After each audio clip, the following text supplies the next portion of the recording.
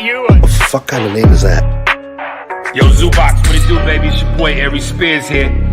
Going to win, Zubox, and persevere. The Zubox is working.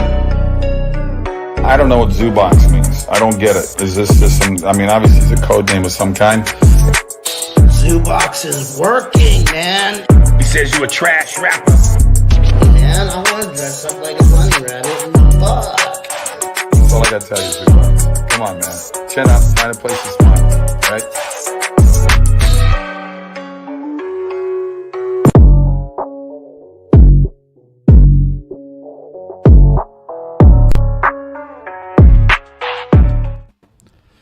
Hey, how's it going, universe? Welcome to another episode of Goes to the Movies Live. I'm your host, Shaun. With me, as always, is my adopted son, Jeremy. How's it going, Jeremy?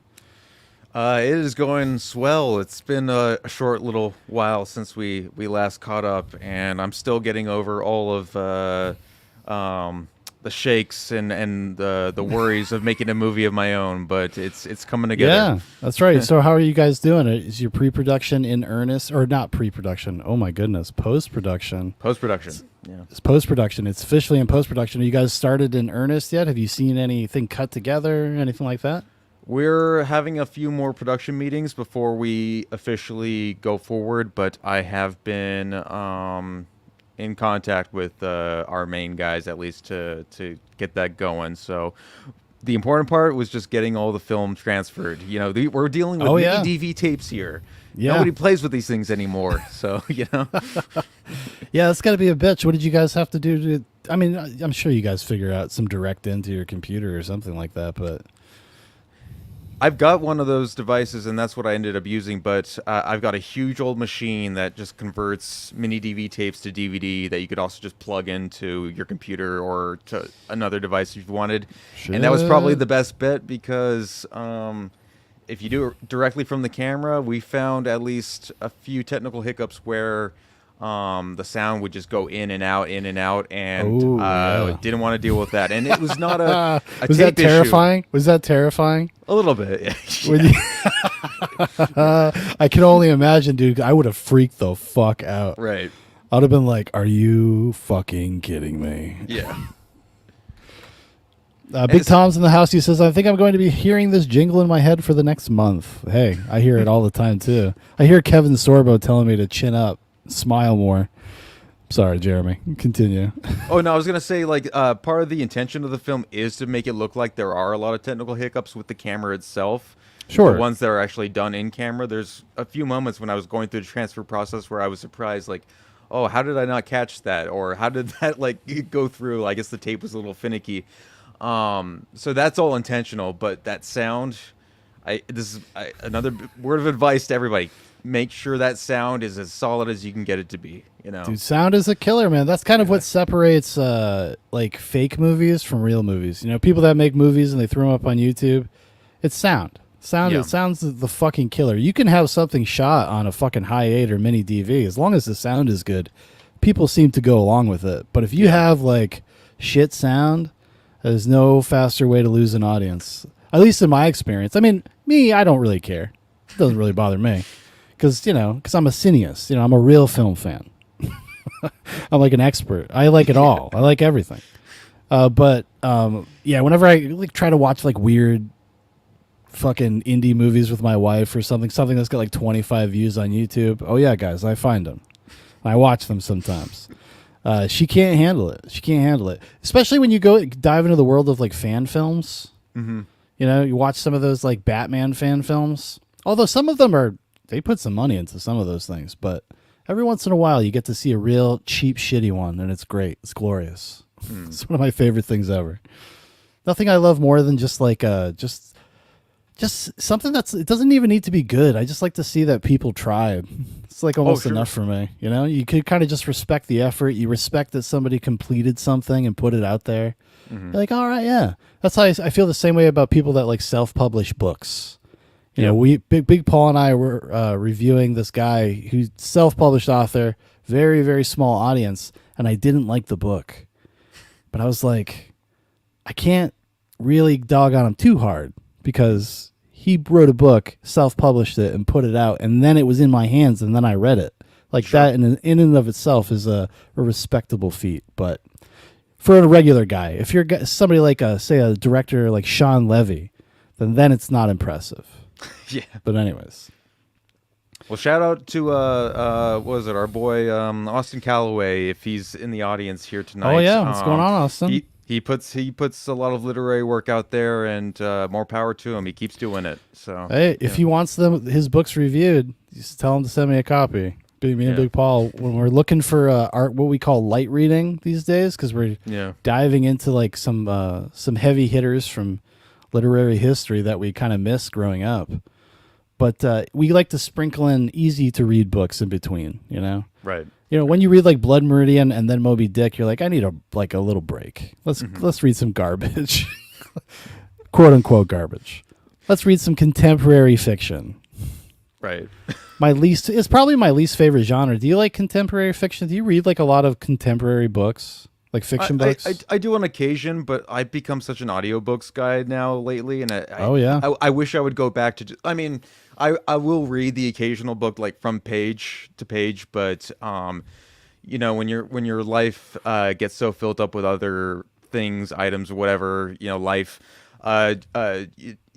yeah, you feel like you have to multitask and like listen to something as you're doing something else. Hey, but I utilize the Audible account prodigiously myself, because sometimes there would be no way for me to finish them. Like I just don't have the time to sit and read a book, but I can put it in my ear and go mow the lawn or do the dishes or do whatever or drive in a car, you know, like I can do that. I will say though, like I think it gets better the more audiobooks you listen to. You just kind of retain the information better. Mm-hmm. But it is not the same. It's really not the same as actually sitting and reading something. At least that's been my experience in the past few years. But you listen to, forgive me, you listen to like modern books, more modern books. More modern books right now. It's more nonfiction at the moment, but I do want to get back into more contemporary fiction, or just fiction in general again. You know, because I've taken a long break from that. You know, dude, adult books in the modern era, at least in the past 5 years, they're like written at like a 6th grade reading level. Oh, for sure. I noticed that, and I was like, wow. Because you'll go read back, you know, something that's a little bit more notable, or even just something like Moby Dick, which was supposed to be kind of a populist book for its time, and the language is so dense and rich. Yeah. And then you read something that came out like last year, and it's like reading a fucking children's novel. It's like the juxtaposition is crazy. Like really, like literacy rates really are in the toilet, but. And I guess that's just more proof of that. Another example of that. Sure. Well, you know, I won't judge, but like I'll name an example right now. I guess since she just recently launched her new book, but like a Lindsay Ellis type. I think this is you know she of nostalgia chick. Fucking nostalgia fame. Chick, dude. Yeah. I remember her well. Oh, we're gonna do, just so everybody knows, we are doing like that guys with the glasses thing at some point. Oh yes. I know we're gonna start with Doug Walker though, but we could watch Lindsay Ellis's abortion documentary that she made in college. I think it's out there. I didn't know about that one. Oh, you didn't know about that? Yeah, she made a documentary about how she came to accept, embrace, and love the fact that she had an abortion in college. That's what it's about. Great. Yeah. Wonderful. Oh yeah, good stuff. I'm sure she got an A from those fucking monsters, those ghouls. Yeah. But yeah, that's gonna be fun. I can't wait till we do the Cinema Snob stuff. That's gonna be a lot of fun. I'm looking forward to that. Trembling says over on YouTube, he says, Lindsay Ellis, that alcoholic baby killing retard. Thank you. See, he knows. Oh, Trembling always knows. He knows everything about everything. He's such a prick. Trembling's always like 4 steps ahead, you know. Well, that's, you know, most of the time, because there's a little bit of a delay, but then Trembling will be saying the exact same thing I'm saying. Right. Big Paul says, gonna take my son to see it this weekend. Oh, Deadpool and Wolverine? You could do that. That's the thing you can do. I don't know. I guess, you know, although if I was at Paul's son's age, maybe I would have I don't want to spoil anything. Maybe I would have liked it more. We'll say. Sure. Maybe I would have liked it more. We're going to get into it. In fact, we're actually Dan Profit is going to be coming on the show tonight to help us review Deadpool and Wolverine. And then he's going to fuck off, and we're going to talk about Michael Powell's 1960 film Peeping Tom. Oh yeah, we got a full docket tonight. You know what's something we haven't talked about? We haven't talked about this at all. Now, we both saw Twisters. Yes, we did. We both saw Twisters. Who directed Twisters?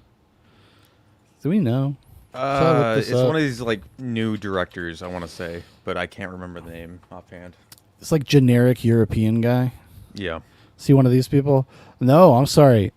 Asian man, Lee Isaac Chung. Lee Isaac Chung. What else has he done? He directed. Yes. He directed Yes, Minari. that's right. He directed Minari a couple years ago. Didn't that get nominated? Minari is the one with Steven Yeun, and it's about like that Korean family that moves into like the little double wide. Never got around to that one, but that was definitely okay. like one of those, noms. Yeah. They do this? They always do this to these fucking people. They make like some indie hit that everybody likes, and then they're off to make Twisters or a Marvel movie or a Jurassic World movie. It's like it's insane. I don't know why these guys accept these jobs because it ain't working out for you. It's not working out for you. So I saw Twisters. I took my son to see it. My son definitely asked me about an hour in if we could leave, and I told him no. I said, you have to suffer through this with me. Signal Intrusion says, Cinema Snob is somehow the least awkward of that crew. Yeah, he's the only, we'll say, talented one, respectable one, something in that sphere of words. In that sphere of words. He's still, I don't know if he's still close friends with Doug Walker like he was in the last few years, but he's definitely branched out completely and just kind of evaded that whole scene. You know, it just wasn't for him. Yeah, you know? well, because they had so many failed projects, so many things that started and stopped, and the retirement of the Cinema Snob, or not the Cinema Snob, the Nostalgia Critic, and then they had like that weird sketch show, and then they had like a game show that he hosted that was apparently awful. But I think, they're also friends because of proximity. I think they live kind of in the same general vicinity. They all live in Illinois. Yeah. Yep. Can't trust these people, Jeremy. But anyways, No. Twisters. What did you think of Twisters? So you saw Twisters a couple weeks ago. I know it's a little farther back in your memory, but we talked a little bit about I guess off camera, off of StreamYard a while ago about like some of the movies we caught up with recently, gearing up for this. With Twisters, I ended up actually thinking it was fine and actually okay and entertaining and not being this full-on retread sort of disaster. It was, I actually had a smile on my face for a lot of it just because everybody was just kind of like having a good time. It seemed like making it. And in fact, the Twisters themselves, my biggest worry was that they were going to go overkill with the CGI, and they don't really. There was actually kind of almost like a tonal respect for the original to some degree. But I will say it does have the quality of a modern movie right now that's getting made, where characters are not as close or interesting or intimate as they could be, the way that original one still kind of did. And the ending kind of left me unsatisfied. Like, why didn't they even like kiss at the end? Like, what are we doing here? Yeah. We've a lot of people honed into that, and the reason why I think people noticed it is because the entire movie is building up to it. Yeah, and it makes and you can tell that in post-production they kind of removed the romantic elements of the story. Mm-hmm. I mean, dude, he's literally like sleeping in her mom's barn, right? Being like hot Glenn Powell, like talking about Twisters and shit, like looking under science, and you're like, oh, and they're just friends. They're just supposed to be pals, right? You're like, okay, guys. I understand what you mean, and I guess I would say out of like the last few years of kind of populist popcorn movies, I would say Twisters is probably somewhere amongst the better of them. I did not like it kind of at all. I was very bored by the movie. Actually, I'll just read my little letterbox review, and then I'm going to bring on Dan Profit. He says, if you told me that Twisters was created using an AI, I would believe you. It hits all the beats you'd expect, just in the most sterile, lifeless way possible. It doesn't even have the gumption to explore the very clearly supposed to be there love triangle. It's so obvious that it's supposed to be there that it becomes distracting and annoying. What makes it even weirder is that it's coded feminine to the point of essentially being a chick flick, for lack of a better way to put it. I guess it's Hollywood's way of letting mids know that, yes, he does actually love you for your mind and nothing else. Also, there's zero stakes or conflict. It's fucking weird. The whole movie business is fucking broken, dead and lifeless, just boring generic caricatures of awful millennials. The note about avoiding cliches in a Twister-type movie was bad advice. The cucked ending made me laugh out loud. Yes, what we all wanted was for them to develop mutual respect for each other as peers. A kiss? That's gay, bro. Fuck movies. I was going to mention that too. Like, the only stakes are in the first 20 minutes, the first 15 minutes, and then that's it. Like, they just give up on like actually having you care about anybody. You know, I revisited the original 1996 Twister before we went to go see the new one. And Dan, you're in, just so you know, just so you don't start pulling your dick out again. I revisited it, and I don't think Twister is like the greatest movie ever. It's like, you know, a 6.5 out of 10, but it's very enjoyable. It's very watchable. Most of that has to do with its cast. It's a very stacked cast of character actors. Like, everybody that you've ever seen in anything for like the 20 years leading up to Twisters is in Twisters. And at least in that movie, it has a little bit of an edge to it. It has some real danger. It has real stakes. The bad guys actually die. In the original, Carrie Ells is like the counter storm chaser team, and he gets fucking sucked up into a tornado. And the new one, they literally go out of their way to save the guy, and they all like hold hands and cry together. I was like, what the fuck am I watching? Can't this guy just be the bad dude that has the hots for this chick, and now Glenn Powell's here, and he's like a hot rod redneck, and she kind of likes him instead? Like, we can't just do that simple shit. Like, no, we can't even do that. It just has to be like this completely asexual, devoid of life experience. And that's why they're amusement park rides. Like, I think Scorsese kind of nailed it. They're amusement park rides. They're not movies. They're not films. You're not going to learn anything about anything. Unlike Deadpool and Wolverine, which we're about to talk about. And a total and complete cast of baby adults. You know, we got to stop this. Somebody put testosterone or something in the cereal of these guys are eating. Like, what the fuck? Glenn Powell's the only one that looks like a man. Yeah. It's fucking crazy. Yeah. And he's like a caricature. He's like a fucking hot rodding, like, hi, woohoo. It's crazy. It's crazy. Anyways, how you doing, Dan Profit? I'm fantastic. I've had one of the best days of my life today. Absolutely top notch. And I want to mention that, you know, I haven't seen Twisters, but it is very hard to top the power and majesty of the Goo Goo Dolls' Long Way Down as a number one hit for your movie soundtrack.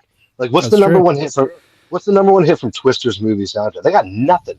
The first one had Long Way Down, bro. That's like the sound of the 90s right there. It's a good sound. Yeah. They should have gone all the way back to the 90s if they wanted to do Twisters instead of Twister. Now there's more than one now, okay? Ooh. They should have used fucking song number 2 by Blur. Just like really hit us in those nostalgia pangs. That should have been the trailer, dude. Fucking easy money. Guys in trucks just spitting dirt out as they're chasing tornadoes. That song's playing. Fucking hot chick with her boobs popping out. Rolling coal on a tornado. The dude's fucking rolling coal on a fucking F5. Long Way Down is blasting our way. No, Blur is blasting too. Easy money. Easy money. These fucking people just leave it on the table. It's President Hollywood. Give me a call, dude. Come on. The whole time too, I was totally expecting that they were gonna like pull up the ghosts of like Bill Paxton and Philip Seymour Hoffman just like showing up in the Twisters at some point. Like, don't worry, I'll guide you through this. I would have liked the movie if that happened. Yeah, I would have been like, you know what? Now I'm on board. Now I'm locked in, dude. This is a legacy sequel. Why wasn't one of the characters like one of their kids? How does that? I know. Like, why not? Why not just do that? Instead, they're like, no, we got to be unique. We got to be our own thing. Why? You're a sequel to a 25-year-old fucking movie. Why do you need to do your own thing? That's retarded. Oh, Hollywood can only be unique when it sucks. When it's just like the dumbest idea possible. you're not wrong. And then all of a sudden they're unique, and then it's like, well, shit. And look, the amusement park ride thing is to segue into Deadpool and Wolverine. I think that's why I enjoyed it so much. I went into it knowing that it was a $5 roller coaster at Amish country. What's the one in Lancaster, Pennsylvania? Dutch Wonderland. There you go. Deadpool is a wooden roller coaster at Dutch Wonderland, and that's all. I can't hate it because I knew what it was going into it, and it's fucking over, dude. Like if you go to see a movie now that's made for over $150 million, you're eating a fucking Hungry Man dinner. That's it. If you're lucky. If you're lucky, the brownie bakes up right. It's wild. But most of the time with the Hungry Man dinner, most of the time that brownie just burns. It's watching a Hungry Man dinner explode in the microwave. You will not be satisfied. You will not get anything out of this, but you will watch it explode. Okay, right before. Oh, I'm sorry. Okay, sorry. Even though I will defend. Okay, no, you know what? I'll save it. You just save it for a second. Let me just get through some of these chats, and then we're gonna go right into Deadpool and Wolverine. Signal Intrusion says Cinema Snob is somehow the least awkward of that crew. Trembling says that British guy was the absolute worst of them. Well, no, Linkara was the worst of them. The Medicare video on Linkara is an all-time classic. It really is. He's a creepy little weird sex pest that is very into Power Rangers and will not apologize for it, okay? Trembling says, I want Prophet to have the cupboard from the Indian in the cupboard. He has a lurid affair with April O'Neil figure come to life. That would be sick. That'd be sick. That's interracial. I don't approve that. As soon as I get a punching bag behind me, that's the next one. It's going to be April in the cupboard. It's going to be a porn. We're going to make the classic. We're going to be like a fucking Burt Reynolds and Boogie Nights, you know? Yeah. You got to make the story good. Yeah, of course you're going to squirt your juice. Of course you're going to squirt. Then you got to stay in the seats and watch the rest of the movie. Casey's on the other side. Yeah. Oh, dude. Yeah, because Casey would get involved, and he could be like the villain.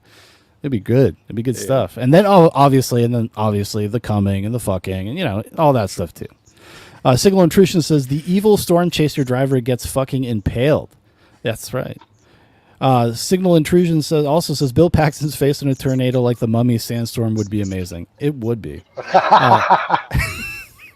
And then Trembling, this is the final one. Because Helen Hunt looks like a witch now, she'd be more frightening a sight than F5 in your backyard. That's kind of true. She aged pretty hard. And now I like Helen Hunt. Just, my mom used to watch Mad About You. I used to watch that growing up. One of my favorite movies is As Good as It Gets. Because I'm like perpetually like a 60-year-old Jewish man, apparently. I was thinking about that movie the other day. I was thinking about how that's still a heavy hitter, and I want to watch it again. Dude, Nicholson is so good in that. He's incredible in that movie. But now we're going to be talking about our new favorite movie, everybody. That's Deadpool and Wolverine. Here's a little TV spot, and then we're going to get into it. This Wolverine let down his entire world. I'm about to lose everything that I've ever cared about. I don't know anything about saving world.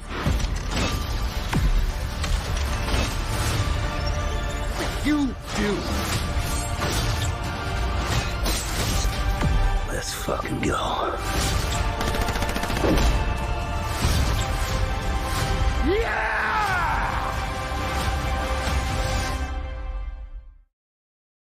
Can I just quickly say from that teaser alone that Hugh Jackman is just like so close to like saying like let's just fuck right there. Well, Hugh Jackman, he came back. I can't believe I did not watch that before playing it. Honestly, I just grabbed a 30-second TV spot. Yeah. That's a weird way to sell that movie, to sell a Deadpool movie. I guess they're going to pull out all their tricks to get people in the cinemas. $600 million it's already made in 6 days. People love their slop. They love it. All right, so Dan already kind of gave his brief introduction. Jeremy, you saw it a couple days ago. What did you think about it? Just briefly, what are your brief overall thoughts?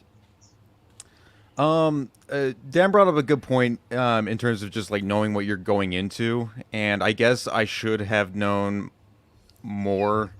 Just like in the past. Because here's the thing, like I expected.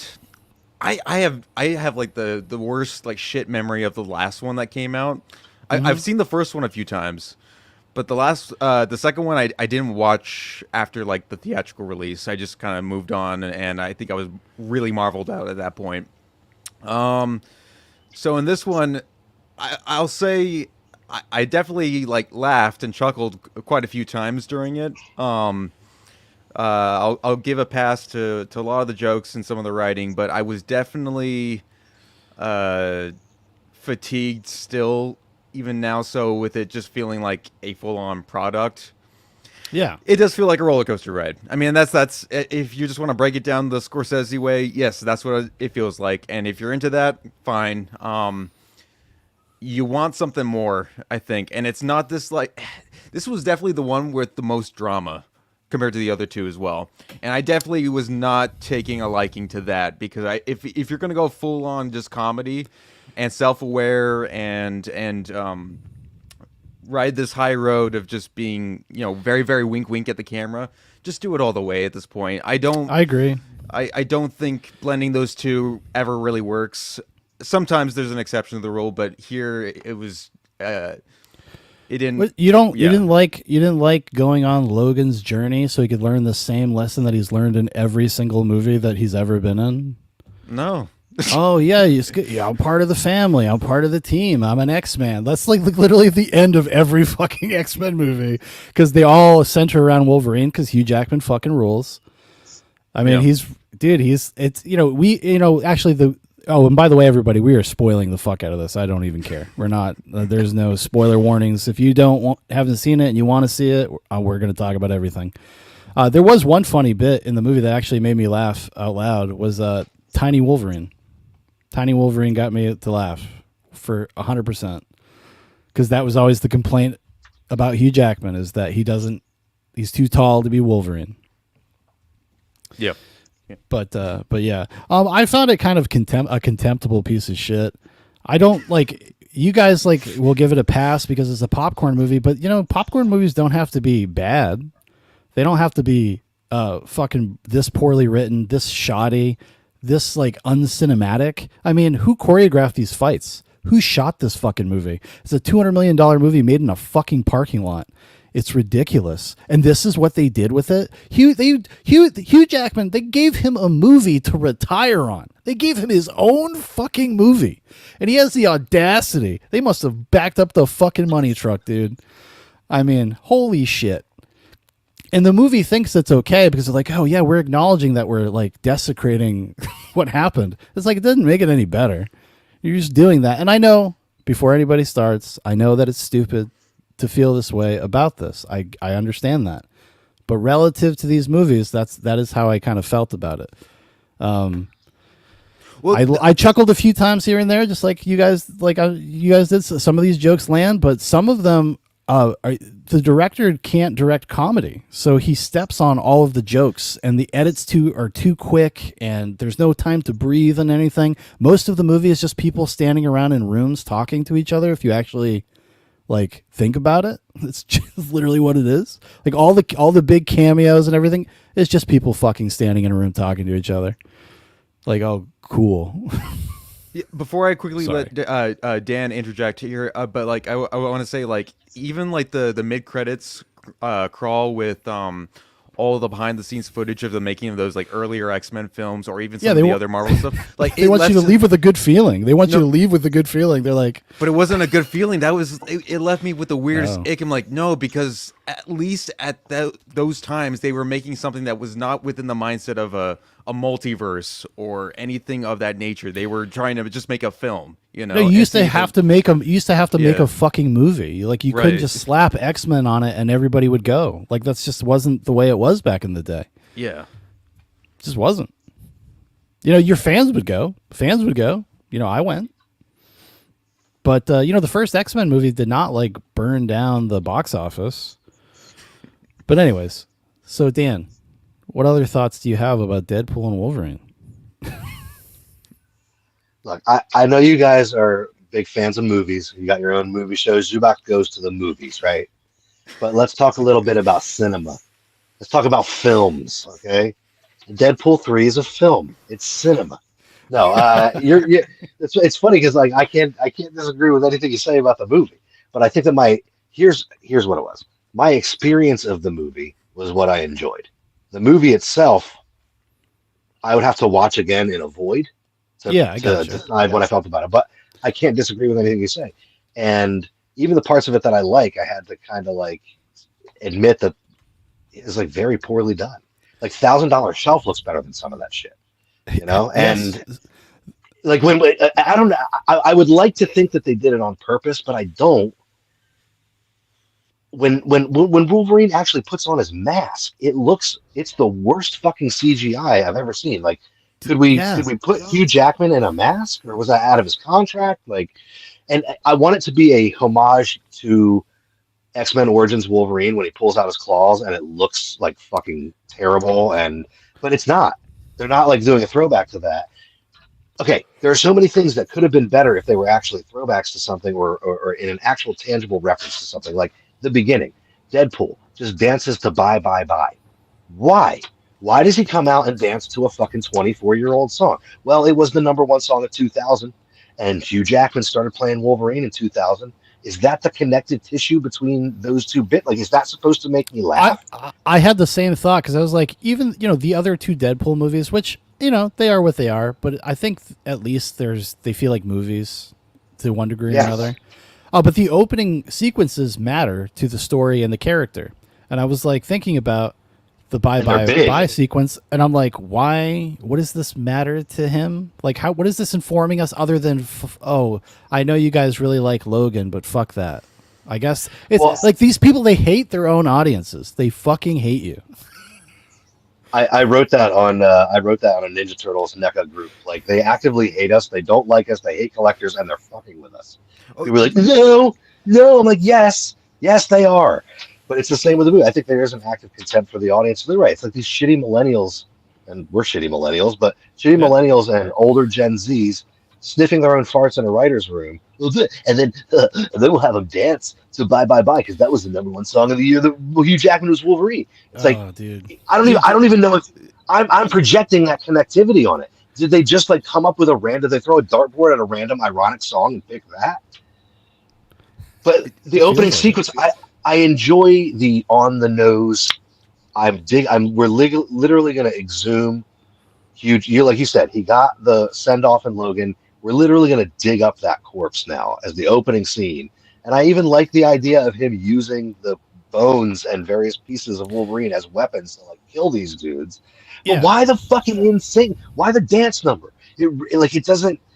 Or even if you're gonna have a dance number, have it have some connectivity to what's going on. There's nothing there except it's just an ironic song.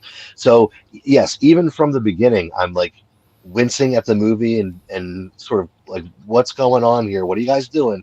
But as I said, my experience, I was at the drive-in. It's the height of summer. I'm with my kid who's like totally psyched to see Wolverine.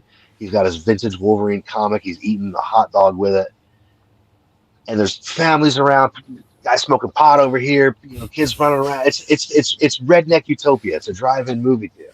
Yeah. And I think so. I really enjoyed my experience of watching the movie. But the more I think about the movie, I'm like, yeah, if them Zoobox boys had $200 million, we could have pulled out we could have at least written a better script than this. Yes. It really seems, especially the third act is like generated by AI. Like what the fuck even happens in the third act of the Yeah, movie? exactly. You're like, oh, well, it's so exposition heavy. That was the craziest thing about it. I was just like, why is there so much like complicated plot? Like, why? Yeah. Like, literally, the movie stops for, I checked my watch, 10 minutes to explain what an anchor character is and the multiverse and all that stuff. That scene goes on for almost 10 minutes. Yes, and as I'm watching that, I'm having to translate it and explain it to a little kid. And I'm like, this is like fucking a little heavy-handed, dude. Like, honestly, if the 4-year-old who's not supposed to be at the R-rated movie can't get what's going on in the comic book movie, it might be a little fucking heavy-handed.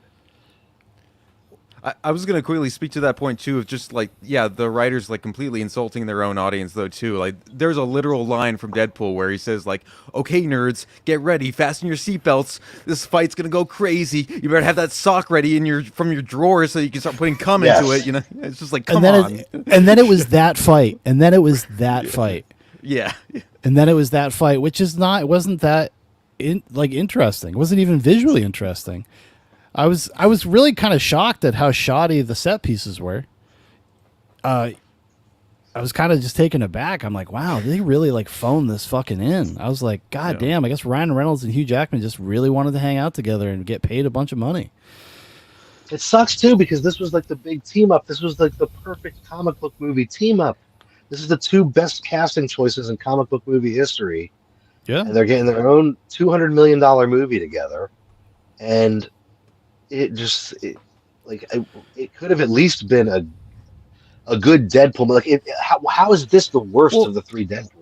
It should have been a Deadpool movie, not a Wolverine movie. Like, why did they turn it into a Wolverine movie in the last 40 minutes? Like, why? I don't understand why Deadpool. I mean, he mentions it in the movie. He says like, "Oh, you're lucky this isn't 6 years ago. I would have killed you all." When he has the surprise birthday party, I'm like, he literally should have killed them all, and that should have been about why he wants to go through the multiverse. And then he has to fight all of the Deadpool variants with Wolverine. He ends up just meeting Wolverine while he's going through shit. Right. And then the whole anchor beam thing is a little it was just like it's just to set up some other dumb fucking thing that they're about to do. That's literally what it is. And you know what? We have to write Jonathan Majors out of here as quickly as fucking possible. Yeah, he's not happy. He's like, I am displeased with their decision. I was gonna say I was definitely missing T.J. Miller in this, and I know he's got actually, his own, honestly, handful of yes. stuff, but I was kind of missing him. Well, I wanted to bring that up with what Shaun just said about how it turns into a Wolverine movie. All the things about Deadpool's world that we love, Dope Ender, Negasonic Teenage Warlord, Warhead, Colossus, the Blind Black Lady, his fucking girlfriend, who he is so deeply in love with that he like fights through time to pull her out of it. She talks to him from heaven in part 2. And they just broke up because he was sad because he couldn't get in the Avengers. I know, it's so weak. It is so millennial, dude. No, it's millennial garbage. I was actually genuinely kind of put off by how much they wrote her out of the fucking movie. Like she should have been the anchor being. Well, because it's a Deadpool movie, he should have killed them all at that party, and through the process of the movie, realizes that he can't bring them back, and then it should have been a big joke. Because be like, "Sorry, fuckers, I work for Disney now. Like, so we can't take all of you. Like, just me, guys. Like, that should have been. That's the Deadpool joke. Instead, they tried to make Deadpool some sort of like sincere, sentimental character, and I just don't. Can I really give that much of a shit about fucking Deadpool? I guess maybe that's why they didn't even bother trying. They're just like, well, Deadpool is just a joke. This has to be about Logan. Always. They could have taken several other routes that weren't this ham-fisted and frayed threads going everywhere, trying to connect it to 80 other Marvel movies while still saying, I don't know. Lady Deadpool should. Lady Deadpool. No, Lady Deadpool should have been the villain, and then they could have had a meta humor because his wife Blake Lively played Lady Deadpool. It could have been about their marriage at the same time as it was about the movie. Like, there's so many possibilities that they could have done with fun meta stuff, and they just don't give a shit. They don't care. They're too fucking lazy. They're just like, no, you guys love Wolverine and you guys love Deadpool, and just you want to see them together, and as long as they're together, it's fine. Oh, look at all this other shit you liked. Here you go. Here's some other shit that you didn't like. Isn't it funny that we brought it back? Like, okay, sure. Well, okay, I have to interject a few things because I can't be on here all night. I have to go fucking bottle feed 9 kittens before I go to bed tonight. More on that later. But I did enjoy the cameo appearances. I know that they were stamped out of Cookie Cutter, but they kind of gave everybody something to do, and they gave everybody a little moment. I know that that's the least that they could have done. Yeah, they at least did it. and I like the acknowledgement of how Wesley Snipes is and will always be Blade. Yes. I like the literal wink at the camera that they did after that. Jennifer Garner, fucking has the One Ring. She is still a smoke show. Oh my god. Yes. Yeah. I liked how I maybe it's just because I'm a dad and I have the goofiest sense of humor now, but I love the overly Cajun accent on Gambit, just like driving that. Like of all the jokes to drive into the ground, like that's the one to drive into the ground. Yes, 100%. To the point where Deadpool actually translates to the audience what he's trying to say as they're driving along. And so I think there were so many little things that worked, but there was no like he said, it wasn't a movie. It was just a bunch of little bits that played in front of you. And the more I look back on it, the more I enjoyed the experience of watching it. And I believe that when I watch it again, it's not going to hold, because I like the first two Deadpool movies a lot. I think I like the second one better than the first one, or maybe I like them both equally. I like the second one better, just because it's more of a Deadpool movie. Yeah, the first one is like a setup. It's like setting up the world, and the second movie actually gets to they're still figuring it out. Yeah. But this one, it's like a bunch of DLCs that you downloaded onto Deadpool 2 that feature Hugh Jackman. Yeah, actually, you're like in a Roblox world creator. You get to play as Wolverine in this DLC. So, I mean, the more I think back on it, the less I can defend it, and the more I can just say, hey, if you're going to see it at a drive-in and eat a bunch of popcorn and hot dogs, then it's a movie to see there, but it's not. Yeah, it's not really a movie. No, it's really not. It really is entertainment product writ large. Probably even more egregious than a lot of the ones that have come out. Even like something like I think the last one I watched was that Quantumania, the Ant-Man movie, which is borderline. I can't even remember why I watched it. I don't even know why. I just do things sometimes. I go in a fugue state and I just start pressing buttons.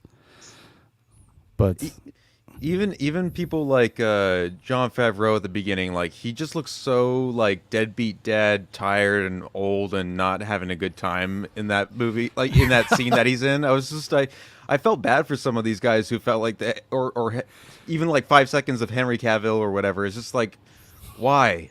I don't like. This is not even like meme worthy. I was okay with the Henry Cavill one. Like I was okay with that one myself, because it was just, that's like fan service, because that was like fans wanted Henry Cavill to take over as Wolverine, I guess, so we could do Hugh Jackman's Wolverine again. The fan service is the one thing that the movie does well, and it, like that whole sequence where they go through like every comic book variant of Wolverine. That had me feeling very. That was all right. That was fine. But they did it in the laziest fucking way possible. Like it's like this one shot locked off. It's like how I film shit in my backyard, where they just did a wide, and then they go and they cut in for the close-ups, and that was an afternoon for them. Like you said, everything's edited so quickly and frantically that you can't really focus on anything or enjoy it for very long. And if something does land, you're on to the next thing immediately. Why couldn't we ended up with like fucking 80s apocalypse Wolverine? Why that would have been dope. It's a Deadpool movie. Like, why do I need to have sad sack Logan every fucking time? Hugh Jackman's he came back to do the same thing essentially again. I mean, he was good. I will say, I like Hugh Jackman as Wolverine. He's a great actor. He can't miss as Wolverine. Like, he knows that character so well, dude. He could do that shit in his sleep, and I think he may have in a few scenes. But I love the part where he flips out on him in the car and slams his fist in the ribs. I was feeling Logan's fucking frustration to this dumbass.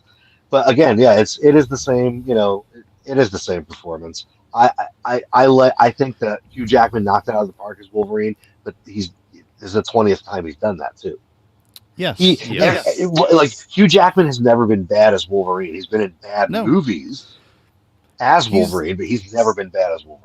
He was so much better than everybody else. They literally just started building the movies around him.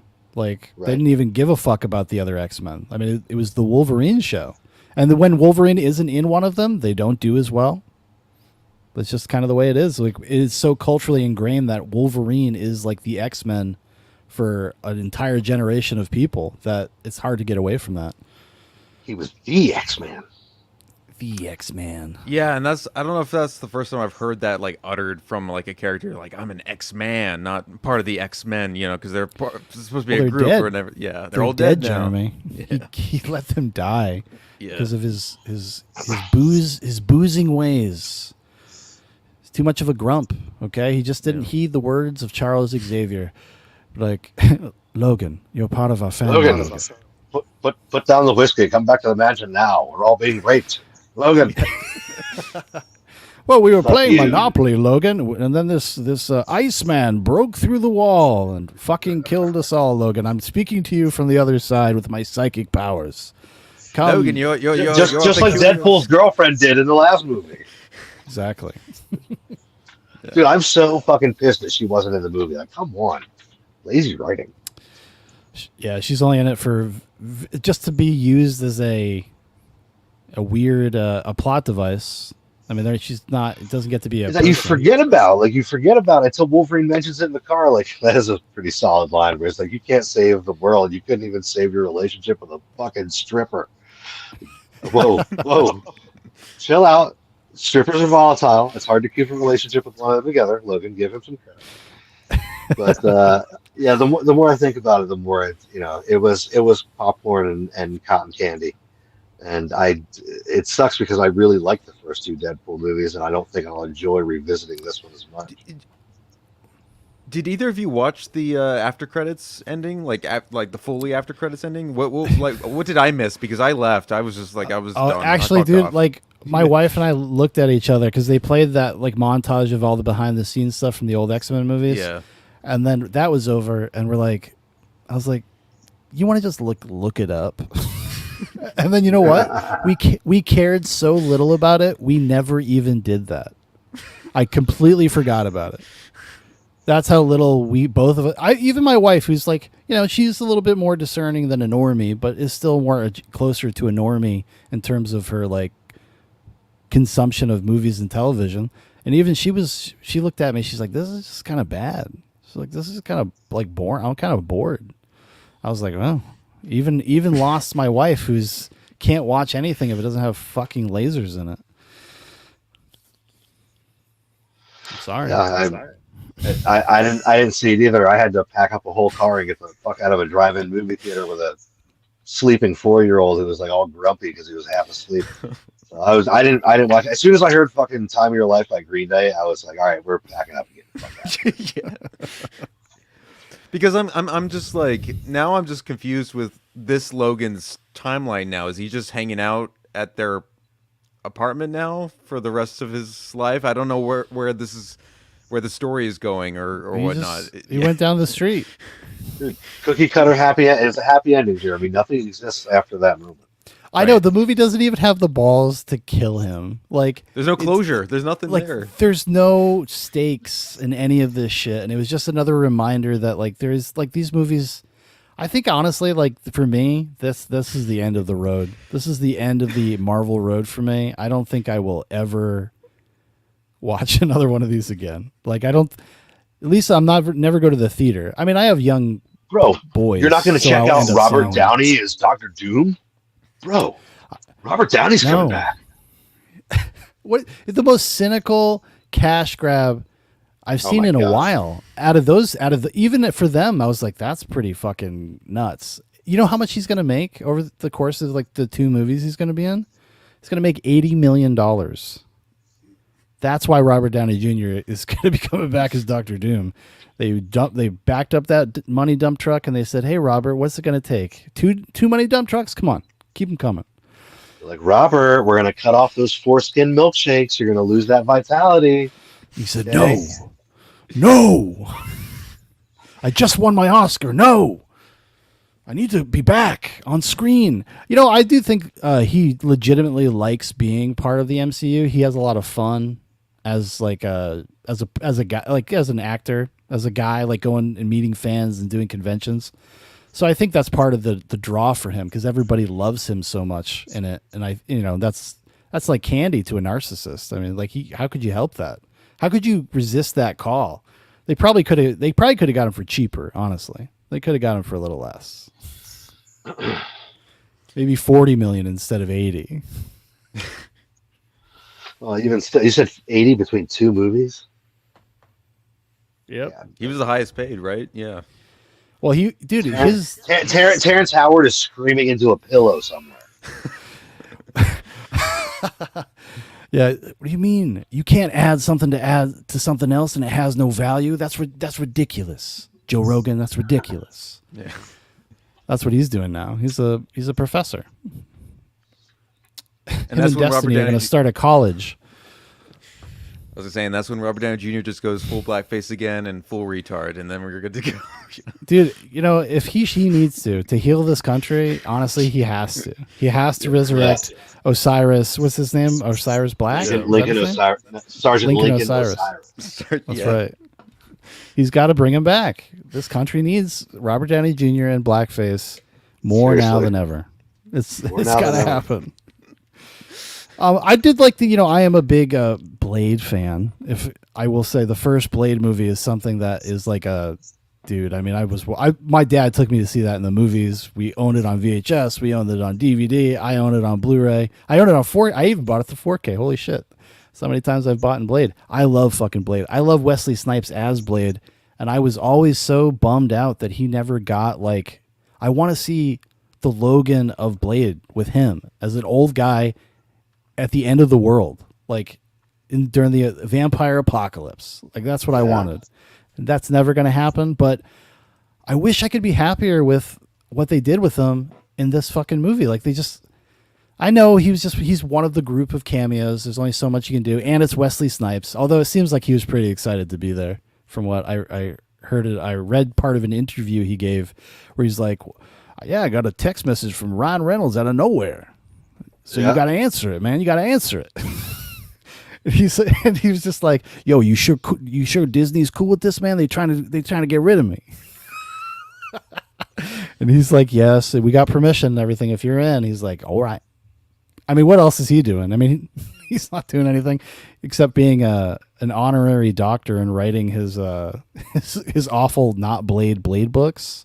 Go check it out, everybody. Goes to the library. Talent of God. We did an episode on it. But yeah, I mean, because when he said the fucking some motherfuckers are still trying to ice skate uphill, dude, I could have fucking threw my drink at the screen. Why? You knew that was coming. Because the line delivery was bad. Yeah. The editing of the moment was bad. That's what I mean about so much of this movie I could probably let go if it had been directed better. I could have let a lot of it go because there's no poetry. There's no flow. There's no it just feels so choppy and thrown together in this weird way. Right. And this is this guy, this director, Shaun Levy. This is kind of what he does, dude. I mean, did you guys see Free Guy? No. Yeah. Well, he directed Free Guy. It's another Ryan fucking Reynolds shoot movie. me in the foot for you to watch that movie. Dude, well, it is bad in the same way that Deadpool and Wolverine is bad. Because it's just here's all these things you like. Because it's a video game world, and I think it was a Warner Brothers movie, so they got to, or a Fox, no, it was a Fox movie before, right as they were being sold or whatever. So they could add all this stuff, all these Fox properties in there. And that's just what it is. It's just reference. And that's the movie. It's fucking crazy. Arrest this man. Arrest him. Well, I mean, I hate to say it, but I don't have much more to say about it. And I kind of have to go in a little bit because I still have a long night ahead before I fucking can sleep and get into tomorrow. But looking back on it, yeah, I'm glad that I saw it where I saw it, how I saw it. Yeah, because that was the way to see it, and it is just kind of I don't know, man. It's just I hate to keep talking about $1,000 shelf, but when I did that, I came up with shit off the top. I didn't write it. I just came up with shit off the top of my head in 2-minute bits, and then I'd finish 2 minutes and then be like, oh shit, what do I launch off of from there? And then what I get to, and then another 2 minutes, and it's not good. It's kind of all over the place, but that's fine because that's what it's not a $200 million fucking Disney movie. Like, No, can you it's something get you get two people in a room and have them bang out a script? Like, how many people wrote this fucking movie? It feels like 6 people wrote this movie. They did. I think actually, I yeah. think the writing credit is like 7 or 8 people because that's Yeah. how it is. Which is Which always I a don't- bad sign. Always a bad sign for a Oh movie. my god. Yeah. And then Ryan Reynolds gets like fucking oh, there he is. He gets a writing credit because he does improv. It's like, okay, what was improv and what wasn't improv in this? Like, I don't know, because I heard that nothing was improv because of the writer's strike. Well, that Probably why happened. it's Yeah, so fucking dry. actually, that could be a reason why. That could be one of the reasons why because, I mean, I don't know why you would start production on a $200 million movie when you don't have a fucking script, but that seems to be the norm. That's just how That they roll. blows my fucking mind. So many different behind the scenes things that I watch are like, they got 2/3 of the way through filming and didn't have an ending to the movie. Like Batman '89, they didn't have it. This is a comic book movie tradition. They didn't have Jack Nicholson famously says as they're going up the stairs, he turns to Tim Burton. He's like, "Hey Tim, where am I headed right now?" And Tim Burton said, "I'll let you know when we get there, Jack." Okay. How do you film a $1 million blockbuster movie without having the third act? That's Sorted insane, out. but it happens Yeah. all the time. All the time. Well, that's why they film in places like The Void. That's why Marvel movies are all done on giant sets that are just kind of green screens in the volume. Now they have these giant LCD screens. This is because they don't know what is actually supposed to be going on. And what they can do is they can go and change everything in post. Exactly. Dude, yeah. Samuel L. Jackson was like holding a gun in Miss Marvel Yeah. or whatever. And the behind the scenes, he's not even holding a gun. Like, they literally will go to the degree that they will CGI a gun in somebody's hand rather than just have the actor hold a prop.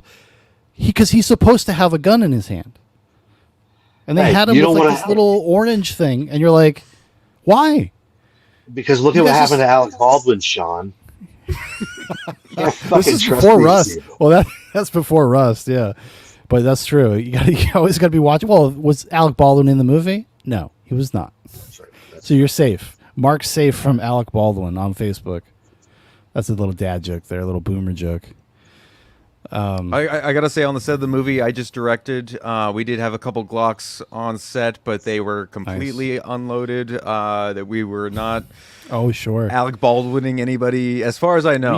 I know you guys were out there pointing the gun at each other, telling each other, jerk off in front of me now. Yeah. Jerk off in front of me now or I'm going to shoot you. What did you guys get up to in the woods in Virginia this summer? Jesus. I know. What wouldn't you do out there? It's true.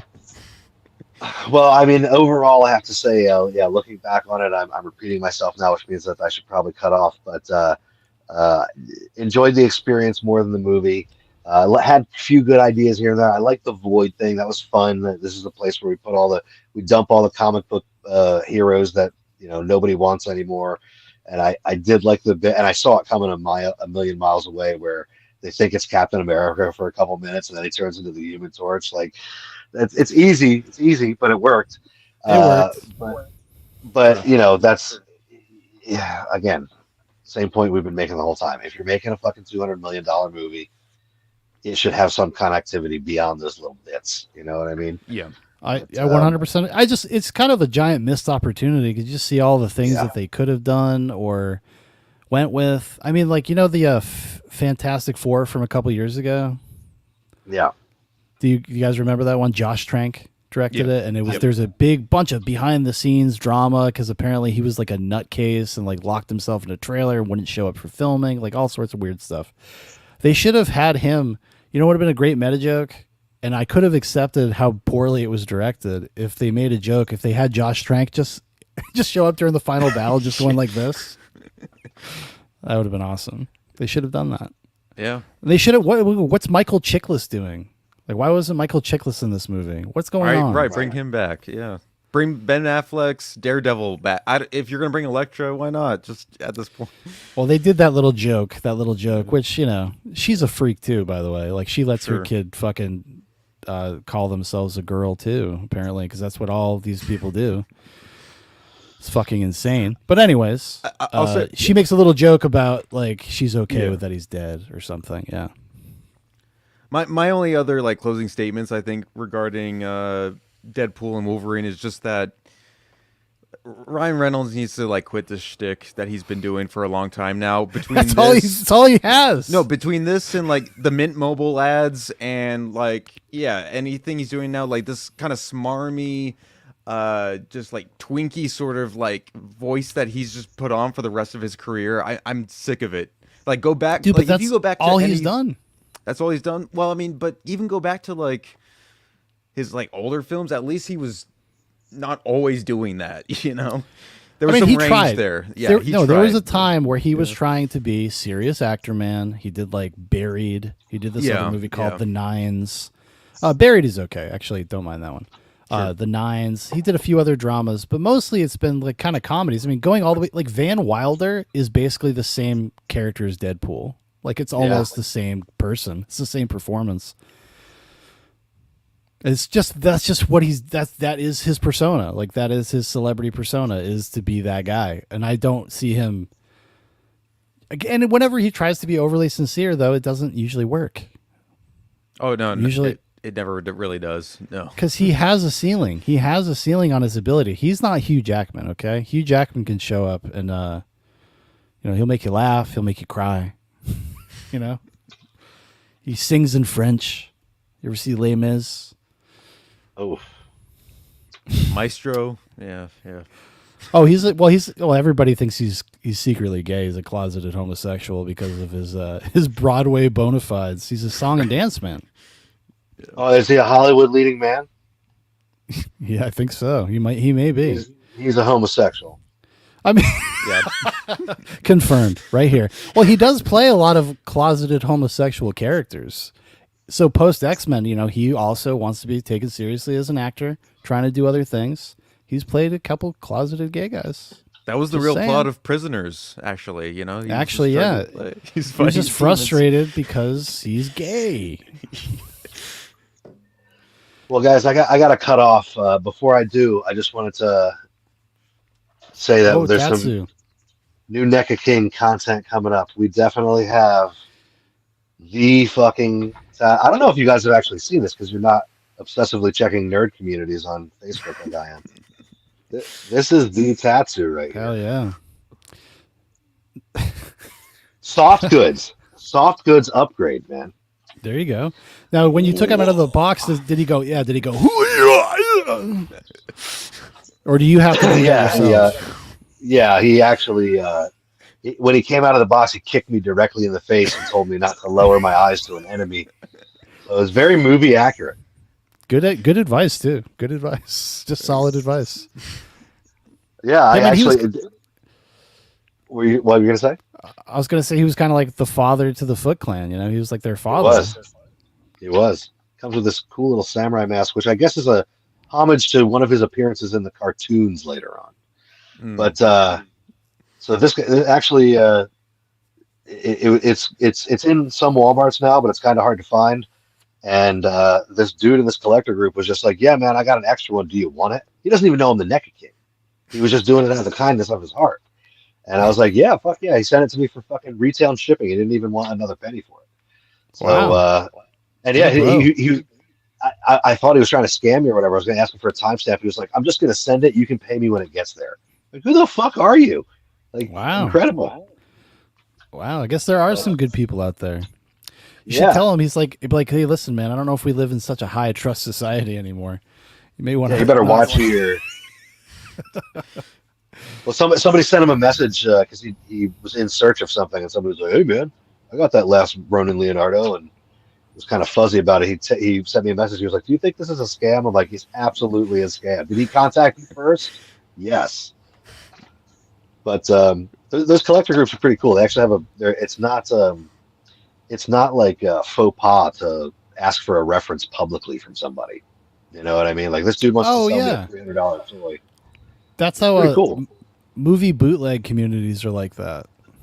Yeah. There's a lot of people that do their own kind of unique versions of releases and whatnot, and yeah, you see a lot of that. I think that he was feeling charitable to me because I do like whenever I do little toy hunts, I post like very thorough like stock updates. So I think people appreciate that. Like, this is what Target got in this week. Yes, I'm doing that. Dan Profit is doing that. That's my life. That's what makes me happy now. Well, hey, if you're getting joy out of it. Well, hey Dan, can I just mention I sent my good friend Rosario Dawson a few recent like NECA King videos, and she hasn't gone back to me yet. She hasn't responded to anything, so I'm She's hoping... afraid. She's shy. She's shy, actually. I think that was probably her. I got one comment on my last NECA King video that was like, for a video that's this short, I can't believe it's this boring. And so that must have been Rosario, actually. Yeah, but anyway, she's just negging you, dude. She's negging you. She heard what you said. Yeah, she's trying to get my attention. She'll come around. Yeah, she's afraid I'm still going to run off with Rachel Lee Cook, so she's trying to get my attention a little bit. Yeah. And you say, hey, don't worry about it, okay? I've seen them mommy milkers. Yeah, I've seen those milkers, and I've seen movies. There's room enough for the both of you, sweethearts. And I tell you what, get a carton of menthol cigarettes and bring in Tara Reid, okay? Oh yeah, and then we can come down. You guys can hang out in the NECA cave, and hey, you fucking play with toys. You like these multicolor remote control lights, Rosario? That's a Last Ronin shelf. Yeah. She's gonna be wow. It's gonna be so hot that night. Did all? Oh, dude, can you imagine? It'd be like an '80s movie when the girl comes down. She's like, "Wow, you did all this." Well, yeah, I did for you. Yeah, I did. And then that song, "This Is the Day Your Life Will Change" by the starts playing. This is the day. And then you kiss. It just gets sweaty and sultry. But anyway, I gotta go fucking bottle feed 9 kittens. So thank you guys for having me on. I'll probably be listening in my earbud. And hey, speaking of NECA King, new State of the Shelf coming. New fucking In the Halls of the NECA King coming, and I got 3 unboxings on my phone I haven't even edited. I know you're not sick of me yet. It's still on the way. Anyway, talk to you guys later. Have a good night. See you, man. All right, take it easy, Dan. Thanks for coming on. Well, that is our review of Deadpool and Wolverine. I'm so glad that we didn't really get into it that much because it's just like there's like nothing to talk about. That's why I was glad Dan came, because I was like, at least there'll be somebody that has like a slightly different opinion. Right, but, right. And I also agree with the point too that like if you're going to like a drive-in or some sort of other kind of experience out of it where it's a little bit more roller coasty, I understand that like your impression of the film will be a little bit different rather than, you know, sitting in there just in a cold theater with popcorn and maybe a few people are sitting around like it was in my theater, but no, I get it. It's no, 100%, because I have tons of movies like that with my kids that I can kind of I'm a little fucking, you know, I'm a little like neurotic about that shit, so my brain never stops turning, but I've come around to some things just because of my kids, just because they like to watch them, and they like to watch them together. Let's just catch up with the chat real quick, because I was not paying attention to the chat because we were all talking so much. Crunk is here. He says, "Evening, kids. Old Disney movies had more murder and death. Changed my mind." Well, they did, because that is a part of life, and those were part of some of the life lessons instilled in old Disney movies. It would be the first time kids would kind of come up against topics like death. I mean, Bambi, the famous one. I mean, that's some pretty harrowing stuff. Pinocchio's got some pretty harrowing stuff in Pinocchio.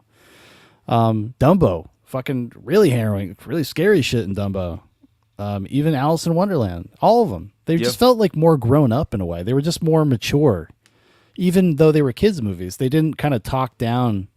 They had real world lessons to kind of just to teach at the end of the day, you know, and not being preachy about it, but just saying that like, oh, this happens in real life, you know? Yes, exactly. Yeah. And nowadays, I think, you know, part of the problem with the crop of current filmmakers is that they are essentially upper middle class movie fans, and they don't have a lot of these. They haven't actually lived a lot of life. Most of their references for life come from movies.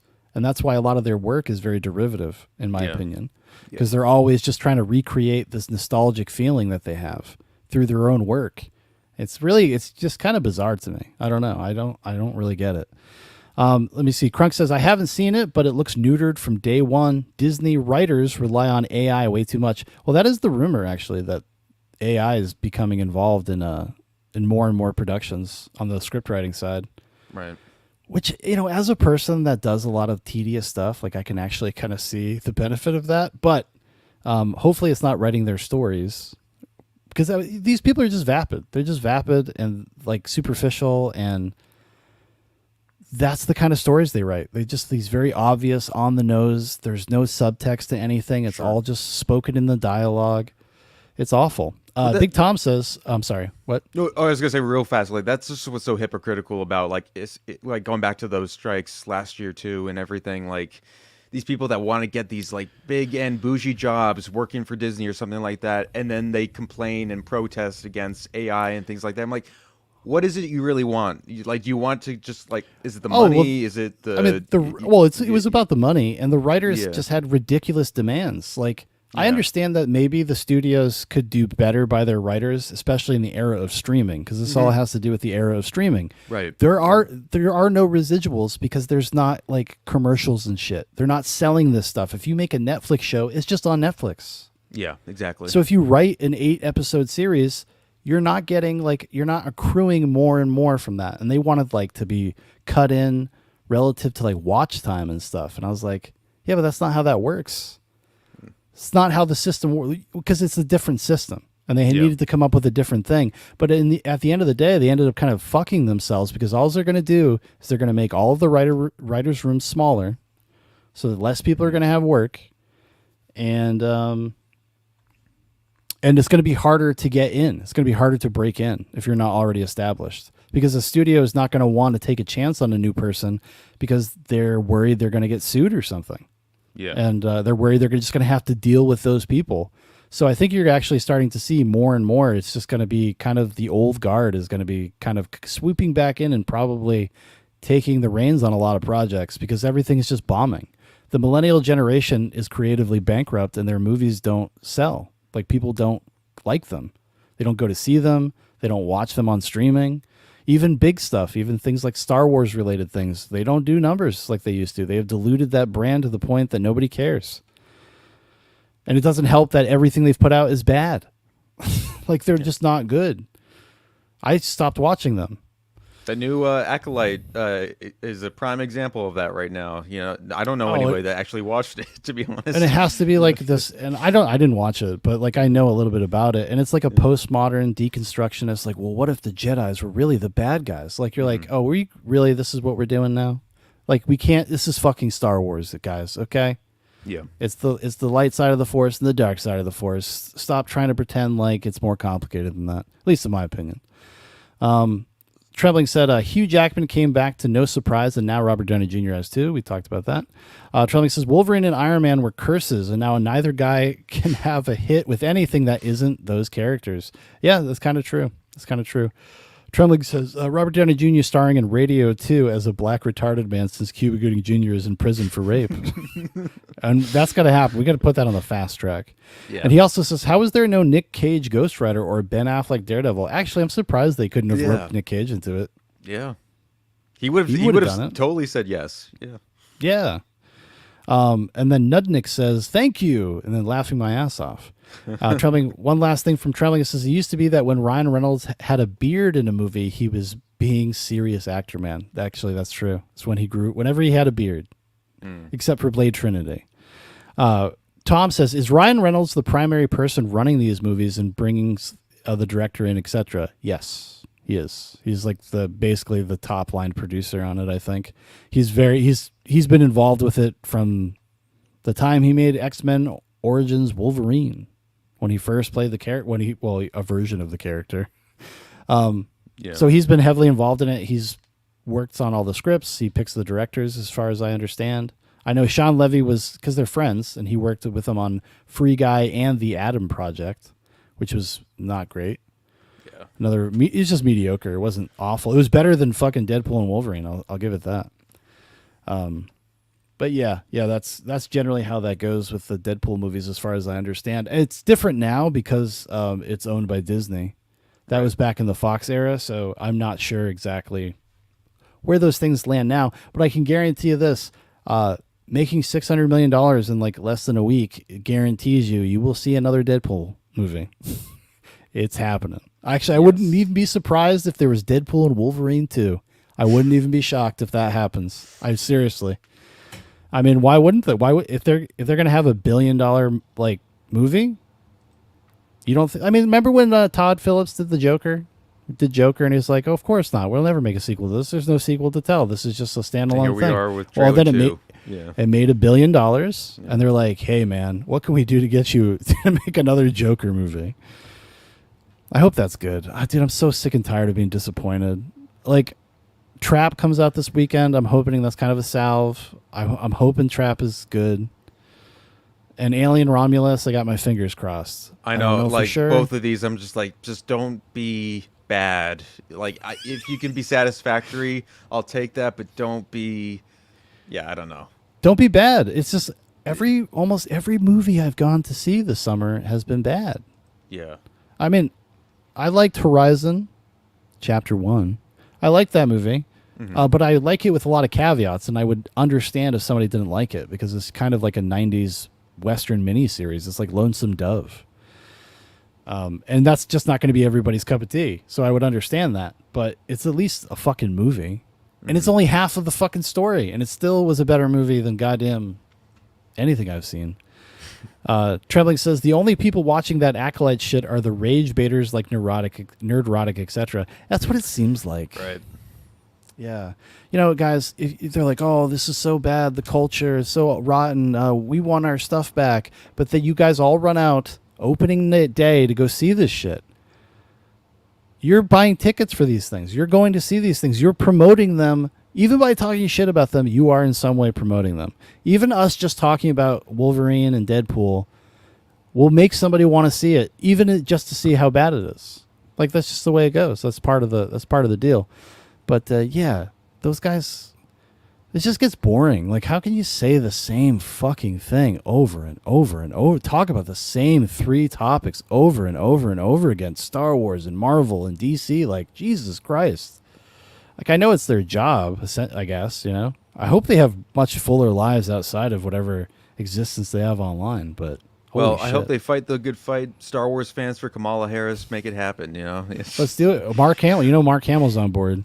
Oh, Mark Hamill is full. Yeah. Oh, God. He's fucking picking butts out of an ashtray somewhere outside of a doctor's office, smoking, talking to people about Kamala Harris. Can you believe that he said she wasn't black? She's Indian. Can you believe that? Can you believe it? But anyways, but yeah. So I guess we'll move on to the next part of the show. Do you want to do the trailer one before we do Peeping Tom? Yeah, I think we can knock it out. Yeah. Just break it up a little bit. Break things up a little bit. I gotta go grab it real quick. So we're gonna be checking out this trailer for a movie called Monster Summer. This stars one Mel Gibson, which we are, I think we're both very fond of. Very much so. Mel Gibson's got a raw deal, dude. I mean, Jesus Christ, rapists get treated better than fucking Mel Gibson. You could be a rapist in Hollywood, and it'd be treated better than Mel Gibson for being drunk and saying off-color things. Like, holy shit. Like, Roman Polanski won a fucking Academy Award. He drugged and raped a 14-year-old girl, everybody. Which fucking, I can't stand it, because there's a bunch of Roman Polanski movies I like, and I always feel weird about watching them. Yeah. Even still, even as he's still working now, like, I'm always kind of curious, like, okay, what's this about? Even knowing his background, and I'm just like, yeah. I know. Yeah. I mean, you make Rosemary's Baby. You make The Fearless Vampire Hunters. Yeah. Yeah, I'm at least going to check it out. Right. I hope it was worth it, Roman. I hope it was worth it. Yeah. Big Tom says, yeah, I know a couple of people that said it was unbelievable, but for some people, Ryan Reynolds and Hugh Jackman could have just sat in a room and made fart sounds and the joke about it for an hour. Yeah, no, I agree. I think a lot of people, it is that simple. I mean, there were people apparently weeping in the theaters when they saw him in the yellow suit. Like, it meant that much to them. I'm like, that's not healthy. You got something wrong with you. And I don't even mean to be harsh. Like, I'm a nerd. Like, I understand. I get, like, having those kinds of feelings and attachments, and I understand it. But you got to have perspective. You got to have a little perspective. And now, as an older guy, I understand why he was never in a costume. Well, not that I ever really cared, but I understand why, because they look fucking stupid. That's why. Did you see Did you see fucking what's his name with the cards? Gambit. That's a comic accurate costume, and it looked like a Halloween costume. Yeah, it just did because it's a movie. It's not a comic book. You can't get away with the same shit. Not to dwell on Deadpool again here, but I secretly wanted them. I kind of wanted them to bring back was it Taylor Kitsch, I think is the actor from X-Men. Yeah, X-Men Origins. Origins, because I thought he actually wasn't bad. Just like if they wanted to do that outfit, sure, but like bring him back instead of just doing completely. That's new. another movie that has a very similar problem to Deadpool and Wolverine. It's poorly directed. It's a poorly directed movie, Right. and that's like when you want to understand what a director brings something, it's a vision. Mm-hmm. And you can tell when a director doesn't really have a cohesive vision. Like, this is a product. This is like a gun for hire type situation. Like, he's not like, it wasn't his dream one day to make a Deadpool movie, Sure. Which is kind of what sets the other two apart, because the people that were involved in the other two, and whether you like those movies or not, like, those people like really invested themselves in that process and making those movies, especially the first one had a really long road to actual fruition, It was risky in a way. It was, and at the time it definitely was, I mean, Deadpool's not the first like meta deconstruction superhero movie, but they were just kind of indie movies before that. They had the James Gunn. He did Super. Yep. With Ram and Wilson. then before this, Woody Harrelson did one too around the same time called Defender. You ever see that one? Yeah. Defender, when he's like the autistic, mentally handicapped guy who goes and beats people up with a baseball bat. Yeah. That was a fun one too. But so it's not exactly like it was rewriting it, but it had never been done on that scale. It had never been done it with like a real character that people were familiar with to one degree or another. And it was a fun movie. I watched Deadpool and Deadpool 2 before I saw Wolverine and Deadpool. And while I don't think they've aged super well, I didn't like hate them. I was like, oh, okay. It was kind of what I was hoping for out of Wolverine and Deadpool. Because even though I kind of was disinterested in it, I didn't think it looked very good. But I still was like, oh, I'll keep an open mind. Fuck it. Like, why can't Shaun? Maybe you just enjoy a fucking dumb popcorn movie every once in a while. But I can't. Apparently, I can't. Like, can I just go in and I'm just like losing my mind? Yeah. Losing my mind at the screen. I've got to stop doing that. I go to these movies and I've started to just like say fuck you to the screen. I'm pissing people off. I'm gonna get banned from the theater. Arms crossed, just middle fingers to the screen. Yeah. What's going on here? You this movie sucks. Yeah. You shit. You're a shitty director. This raped my childhood. Yeah. This again. After you did it last time and I still came back for more. What's wrong with me? That's what I'd like to know. Because seriously, like how many, honestly, like it's a self-inflicted wound. It's like how many times am I going to go to this well thinking I'm going to get not like stagnant water? Yeah. It's, I mean, maybe one day we'll get lucky. Somebody's going to make a banger at some point and we're all going to have to be like, okay, this one was cool. Yeah. Because the last time I felt that way was probably Logan. Like Logan, even just as a nerd, I really loved Logan.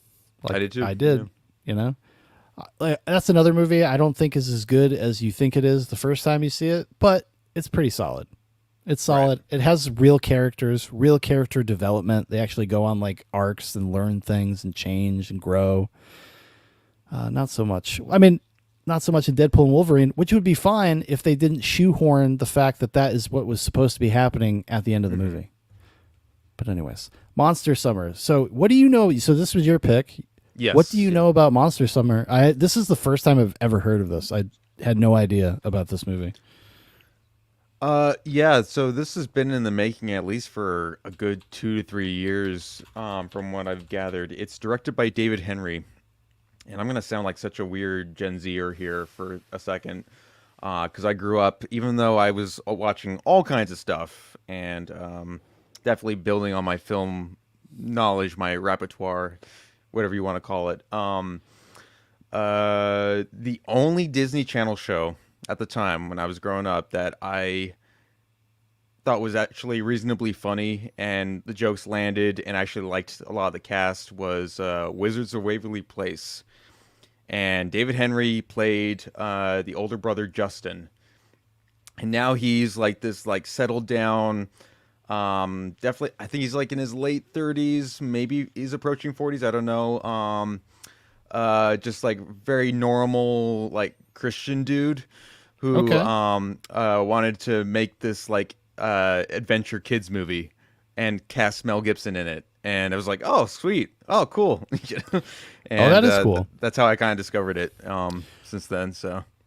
Yeah, I don't mind this genre. I know there's been a few in recent history. What was the name of that post-apocalyptic Mad Max one that's like super violent? It's got Michael Ironside in it. Oh, Turbo Kid? Turbo Kid. Yeah. Turbo Kid was okay. That was fine. That was all right. I only saw it once back in the day. And then Love and Monsters, that was a few years ago. Yeah. So it's something that's kind of come back into vogue. Again, everybody kind of culling from their nostalgia roots, like trying to recreate like Amblin feeling movies. Yeah. Basically J.J. Abrams' entire career. Sure. It's just trying to be Steven Spielberg in the 80s and failing at it.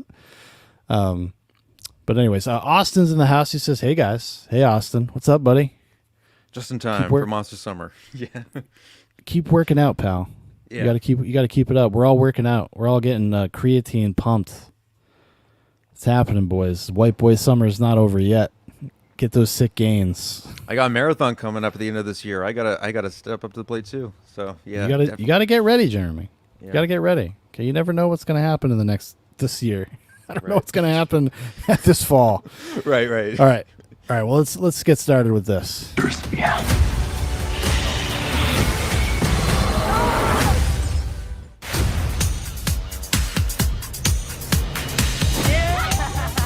Oh, Martha's Vineyard.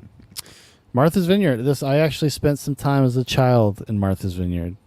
Okay. Yeah, my stepmother has property out there, actually, there too. So. Oh, does she? Through her family. So they're not too far off from where like the Obamas, I guess, live or whatever. But I've never been myself. I forgot the Obamas live there now. Oh, damn. I should gotta call up. I gotta reconnect with some of my Massachusetts family. Like, hey, what are they up to? I want to go to Martha's Vineyard. No reason. Yeah. Getting back together, I guess. Oh, you know why I want to go there? Because that's where they filmed Monster Summer.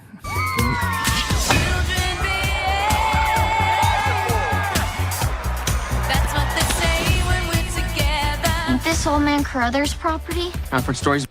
This song rules, by the way. Austin says, Shaun looking pump. Well, thank you, Austin. He says, already with the Stranger Things bike shot. Because Stranger Things, that's all Stranger Things is. It's like this giant Kids on derivative Yeah. monster. Like, it's just this, not like a literal monster, but it's like in my mind, I look at it like a monster because it's just derivative nonsense. It has no identity of its own. It's just things that you recognize and that you like already. And they're like, well, it's here. That's like, it's so goddamn fucking annoying. Tremlick says, Shaun going to end up down to like the Obama chef. Yeah, maybe. I used to be a cook. Maybe I could get a job there. Austin says, yeah, that Tiffany song goes hard. Dude, it does. Listen, I'm old enough now where I can like let go of any type of caveats and bullshit. I'm just like, no, the song kind of fucking rules. It's just got the right rhythm, the pace. It's a banger. It's about him. Some people think he was a spy, bank robber. I bet their bodies are buried somewhere on this property.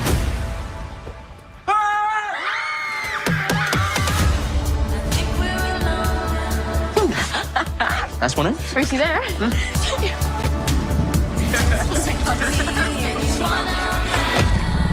What is that?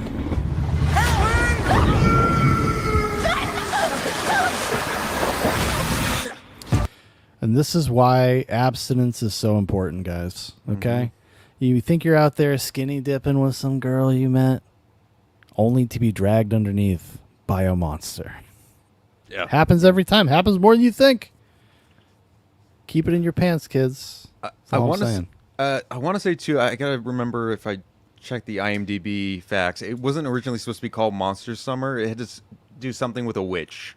So I think that's what they're like alluding to in the movie, but Okay. they don't show it off in the trailer. So yeah.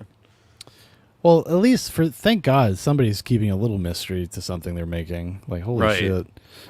Well, I will say this does fall victim to, like, I hate every trailer now that's showing like a 5-second like clip bash of just like, oh, here's what you're about to see in the trailer. I'm like, just show the trailer. We don't need this intro on top. I feel like I've talked about that before already. But We have because it happens. They do it all the time. Every trailer has like this little 10-second mini preview of the trailer.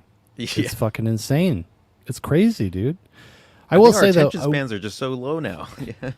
well, no, it is because of our attention spans, and they think if you don't like see something that'll catches your eye, that you won't sit through the duration. Yeah. Actually, streamers do it too. Right. They started doing it like a couple years ago, where they have like coming up. It's not like when I do it with Paul, because we do fake ones. Sure. We do Those fake are great. coming up Yeah. that aren't in the review. Right. Trembling says, I wonder if this one will go as dark as the Summer of '84 movie. You know, I never saw that. I don't think I ever watched that. Or I started it and fell asleep and then never went back to it. But yeah, I've always meant to finish that. Have you ever seen that? No, I missed out on that, and I think aren't there like 2 other ones too, or am I thinking of something else? Yeah. Shudder had like 3 of these movies that all came out at the same time. Yeah, I totally just like passed on them, but I do want to check them out at some point. So, I think Summer of '84 is a Shudder. Shudder bought it, I think. Mm-hmm. I think they bought it. Trembling says, isn't Martha's Vineyard that Amity in Jaws is based on? Yes, loosely based on that. But you know, one thing I do miss about living in New England is the houses. I love these kinds of houses, dude. I really do. That's how I know I'm getting old too. That's another sign that you're getting old is you see movies, you're like, wow, that's a really nice chair. I wonder how much that chair costs. Right. A teenager is recovering today after nearly drowning. Hey, Ben? Something happened to Ben that I can't explain. I mean, it's hitting every note. Like the clubhouse, the kids on the bikes, the summer, the girl, baseball, old Pennywise man over right the around, fence. Yeah, Pennywise is right around the corner. You know, you don't know. Well, it actually kind of reminds me of like the Sandlot, but with maybe a monster. You're gonna see actually a cameo from somebody in the trailer from the Sandlot here in a sec. I won't speak anymore, but that's actually a good callback. Yeah. Yeah, well, I think that's definitely what they're pulling from a little bit of that. Trump says, no, you guys are thinking of the Netflix movies that went each decade. Summer of '84 is just about boys thinking their neighbor is a serial killer. It's standalone. No, I know that they're not part of like a trilogy. I just mean like there was a group of movies that were all thematically similar, that all dealt with like young kids going through something. Yeah. I think like, isn't there one called like really fucking dark or something? There's another one that's like called like that, and it's about like 2 brothers that are like on the run, kind of. Really, but it's very 80s. It's very like It Follows. It reminded me of actually that one. Yeah, the only other I can think of, and it's more 90s centric, is like Super Dark Times. I don't know if you ever saw that movie. That's the that's movie the I'm one. thinking of. Okay, yeah. Super Dark Times. Yeah. It's like he's a zombie at Night of the Living Dead. You okay, bud? Yeah, there you go, right there. Oh. There he Porter is. from Sandlot. Also, featured player in The Big Green. Did you grow up watching The Big Green? That was it wasn't like a household staple, but we definitely rented that a couple times from Blockbuster or something like that. Oh yeah. We had it. I don't think we ever owned it. We rented it a few times, but then it got put on the Disney Channel, and then it was like really it was on all the time, so we used to watch it a lot. Tom says, wasn't Jaws shot on Martha's Vineyard? Yes, I believe large portions of it were. Okay, bud? Oh my. What are you, Hey, nuts? guys, it's okay. I invited him. Easy, fella. This is Gene. He's a detective. Retired. Well, there's more of you. This is like his new shtick, though, is the grizzled old man. Yeah. Because I watched that Reservation Road. Is that what it's called? Or Resurrection Road? Yeah. One of those. Something Road. And he's kind of like, because he's like the but he's like the nice gruff old man in that one who has like pearls of wisdom. He's like, come on, son, let me tell you some stories. Austin says this looks kind of fun. It does. It does. Yeah.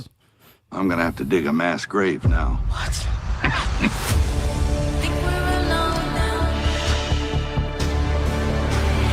Something is out there.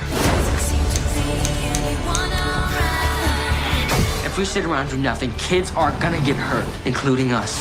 It came after me, man. What came after you?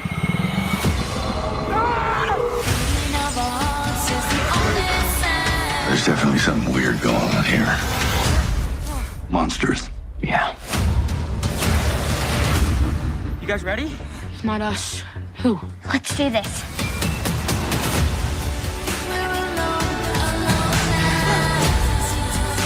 The kids have this vacant look in their eyes. Lights are on, nobody's home. Oh, so we got a little bit of a possession angle here too. Yeah.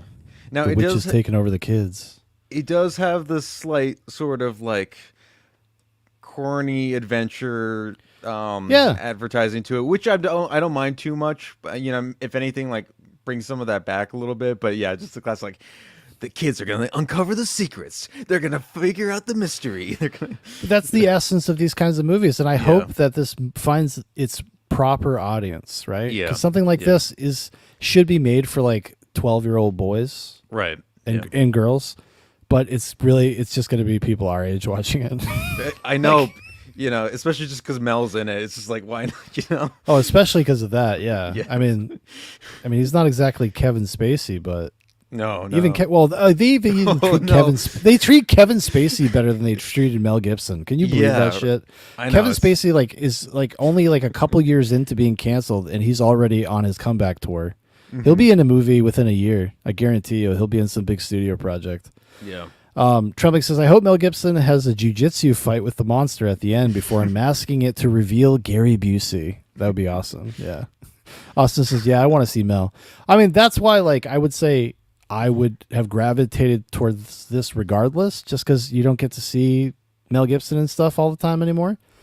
But this is something I would probably watch with my kid, actually. I'll probably watch it with Foster, and should be a good time, hopefully. It comes out October 4th, I guess. Yeah. You are overreacting. It's just kids being kids.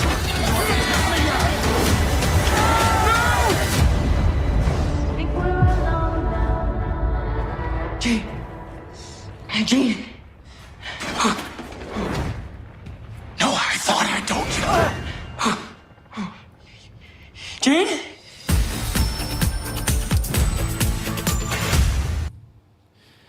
Well, I'll probably still have my Regal Plus pass. So I will probably go see that in the theater if it plays around me.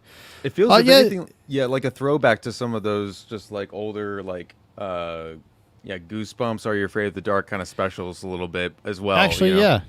Definitely has that kind of vibe, and with that kind of adventure movie vibe. I mean, we live in the time post Stranger Things time. People do have an appetite. People do like this kind of stuff because it's a universal thing. You know, kids enjoy it because they kind of see themselves as in the characters. Adults enjoy it because it reminds them what it was like to be a kid. And hopefully it looks like there's a little more to it too, though. So I like that. Like it's got some of the essence of like kind of childhood rites of passage, you know, kind of going through those things, and maybe using the monster as a metaphor for that, kind of just growing up in general. Sure. You know, I think seems like that's kind of what it's getting at a little bit, which I would be grateful for. I'd be so grateful if I could watch a movie that wasn't like written by boneheads, you know? Right. Austin says, when is Lethal Weapon 5? Now, Mel Gibson has claimed that he is going to direct Lethal Weapon 5. He's spoken to Danny Glover. Apparently, Danny Glover's in. So there is hope. Not, you know, that's another, I don't know. Why do I want to see that? I don't know. Honestly, should they make a Lethal Weapon 5? No, they should not. But if they're going to, Mel Gibson directing it, that's pretty cool. That's pretty sick. Why not? Yeah. I mean, why not? Yeah. I guess exactly. At this point, it's like, well, sure. Why not just do another one of those too? You know? Yeah. Why not? Yeah. Why not? Let me see. Austin says, Alexa, play Lethal Weapon 5. They put me in the movie. I hope they do, Austin. You know, we should be the new cast. We should be like we're doing all this working out and stuff. We should be the bad guys. You know, we should be the villains of the piece. With like these young, in our early 30s. You guys are or heading into your 30s. I'm in my 30s. And we could just, we could fight Danny Glover and Mel Gibson and Rene Russo. There you go. Yeah, are they going to get Joe Pesci back? Is Joe Pesci going to come back? That's the big thing. Like, would he come back? That one I don't know about. I can see them getting everybody else though. But what are they fucking us with now? They fuck you with the AI. They fuck you with the AI, man. Like, what is he going to talk about? Yeah, right. Honestly, in reality, I actually like all of those actors, that whole cast minus Chris Rock, because he's just a bad actor. But they're kind of too old. They're just too old. Yeah. At this point, they're just too old. Austin says everyone's in a nursing home. Yeah, exactly. It's all in their heads. That's the twist of the movie. It's all right, so I guess now we'll head into our final segment of the night. We're going to be reviewing Michael Powell's 1960 film Peeping Tom. Normally, I would not play a trailer this long, so just be ready for that, Jeremy. It's like a 2-minute trailer. Okay. Just because I know a lot of people are not super familiar with this movie, so I figured I'd just play the old trailer. Sure. So people can get a sense of what we're talking about, So here's the trailer for Peeping Tom. Look out! Look out! Look out! Take care. You are being watched. We repeat, take care, for you are now alone with a killer. We warn you, don't let him see the fear in your eyes. For this is what he seeks, and this is why he kills. Where are you? Where are you?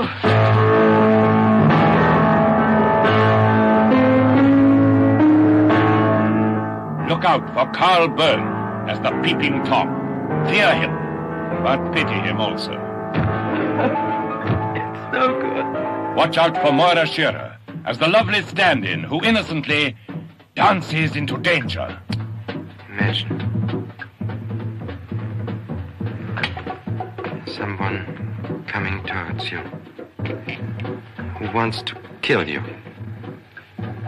regardless of consequences. A madman? Yes. Wait! Anna Massey is the girl who falls victim to the charms of the lonely stranger upstairs. Switch it off, Mark! Mark, switch it off! Maxine Audley as the blind woman who senses the danger that threatens her and her daughter, but is helpless. Don't be frightened. Not frightened. What? So put that camera away! There is no future for anyone who tries to befriend him. He invades the privacy of innocent people till the piercing eyes of his camera meet the terrified eyes of his victims. And with a compulsion akin to madness, he shoots the final, fearful scene.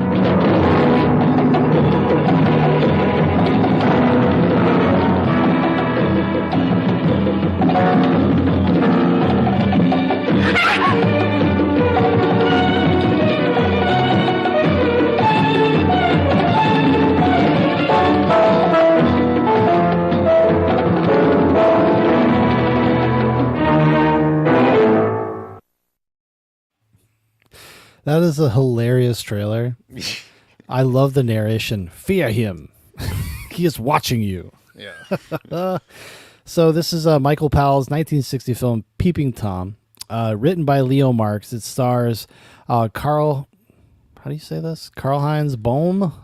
Yeah. Anna Massey, Maxine Audley, Maura Shearer, Brenda Durst, Miles Mallison, Esmond Knight, Martin Miller, and others. The logline plot synopsis is: a young man murders women using a movie camera to film their dying expressions of terror. Spoiler alert. Spoiler alert. So we both like this movie. We both have a history with it. Actually, I think it's one of the first things we probably just mentioned to each other tangentially when we were early in the days of us having conversations and stuff like that.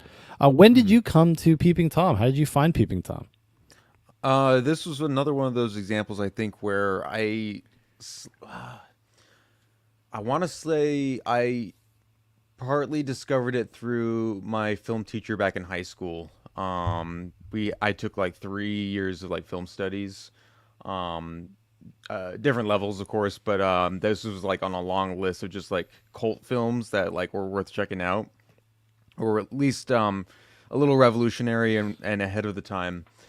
But I think I didn't actually watch scenes or snippets of it until I think one of those like Bravo's like 100 scariest movie moments sort of highlights.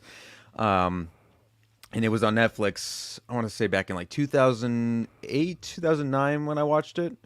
And I was really taken with it. I was, even at that age, I was not, we'll get into that later, but I was not bothered with the kind of, not procedural, but very, very slow, very almost mundane pace, you could say, with a lot of it. It's a very deliberately paced, It's an odd movie. Like it's an oddly structured movie, oddly paced movie for sure. Yeah. And it definitely spoke to a lot of some of my weird sensibilities that, even in rewatching it now, I still kind of have. A man and his camera. What can you say about, it's hard to not like fit into the shoes of Mark and what he's kind of going through, his plight, you could say, even if it means, I got to kill some women, Well, because this is like, when it came out, it was a very controversial movie. Like, I got pulled and stuff. And one of the reasons why it was controversial is because it has empathy for the killer. It's essentially a character piece about him and why he is the way he is to some degree. Maybe it doesn't go into it as deeply as it's a little pop psychology, but it's very unique for what it was.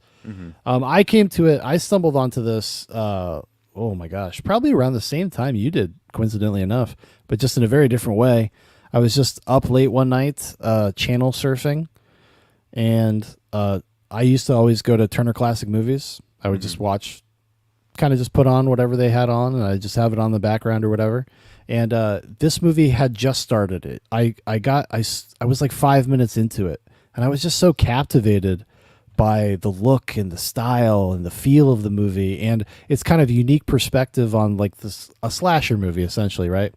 Like people call this the proto slasher. It came out, I think, a month before Psycho did, and because that's another thing, I was a big Hitchcock fan. It's very Hitchcockian in its own weird way. You could definitely see Hitchcock making a movie very much like this. It wouldn't be like this, but the subject matter for sure. But yeah, I was just so taken with it, and I just kind of fell in love with it, and it became a little bit of a mini obsession for a little while. Just because I love the look of it so much. Like, I just love the look. I love how odd it is. Like, it's really, like, when we say it's deliberately paced, like, it really is. Like, it's really got its own thing going on. Which I think could frustrate people, too. I can understand that. It not being everybody's cup of tea, I really could.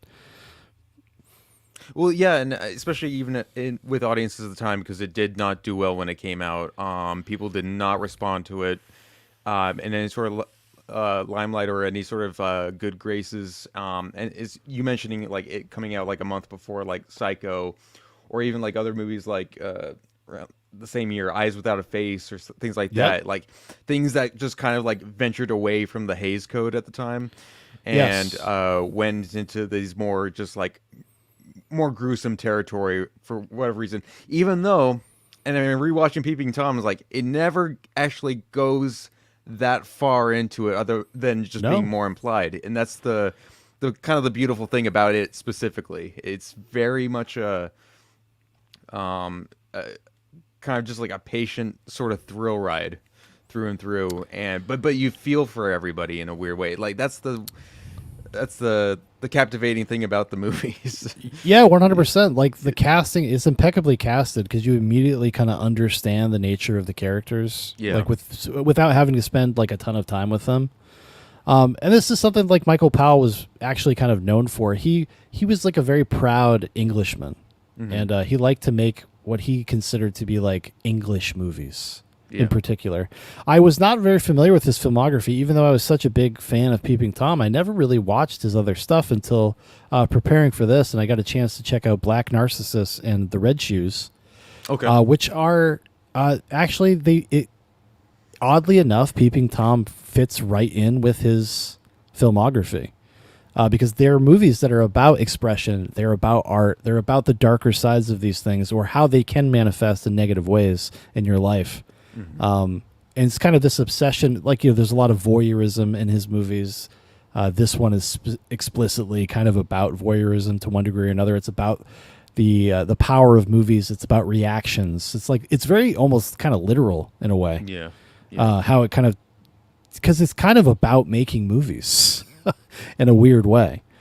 Trebek says it tanked Michael Powell's career, who had been big in the 40s and 50s, partners with Emmerich Pressburger under the name The Archers. Yes, Emmerich Pressburger is basically his co-director on everything up until Peeping Tom. But yeah, Peeping Tom derailed his career. It was pulled from theaters, from distribution, pretty early in its run. It was sold off to like a small bullshit production company or a studio. And it kind of was lost almost for a long time until the early 80s. Martin Scorsese actually championed it, him and Thelma Schoonmaker, which I think, didn't she end up marrying Michael Powell? I think she did. That's how those I can't remember. happen. Yeah, but she would have been very young and he would have been very old. So Yeah, right. But anyways, so that's how it gets rediscovered in the 80s. It was kind of a lost movie for a long time, and it was only known about from like serious film fans, like people that collected like film reels and shit like that knew about it, but most of the general public had completely forgotten about it. But like I said, though, and like you had said, it's actually, and I understand we're kind of looking through it through a modern lens because it does feel very chaste in its own weird way. Sure. Even though it is about luridness, it's about repression, it's about, but it does it in a very tasteful way, I thought. Oh, yeah. Yeah. Oh, right when they get into the magazine and news press store, you're just seeing just a ton of images of just scantily clad or naked women, right from the get-go. And this is 1960, and you're just like, whoa, they're just getting right to it. And in the meanwhile, in the background, I just love how everybody's still so posh and polite here, Yeah, they're very British. Yeah, they're very English. Yeah, it's time for tea, everybody. Yeah. Well, I think what Powell is doing, and he's trying to kind of seed this into the movie, is implicating you as the audience member for watching it. Yeah, like we become the voyeurs as we see his POV through the camera.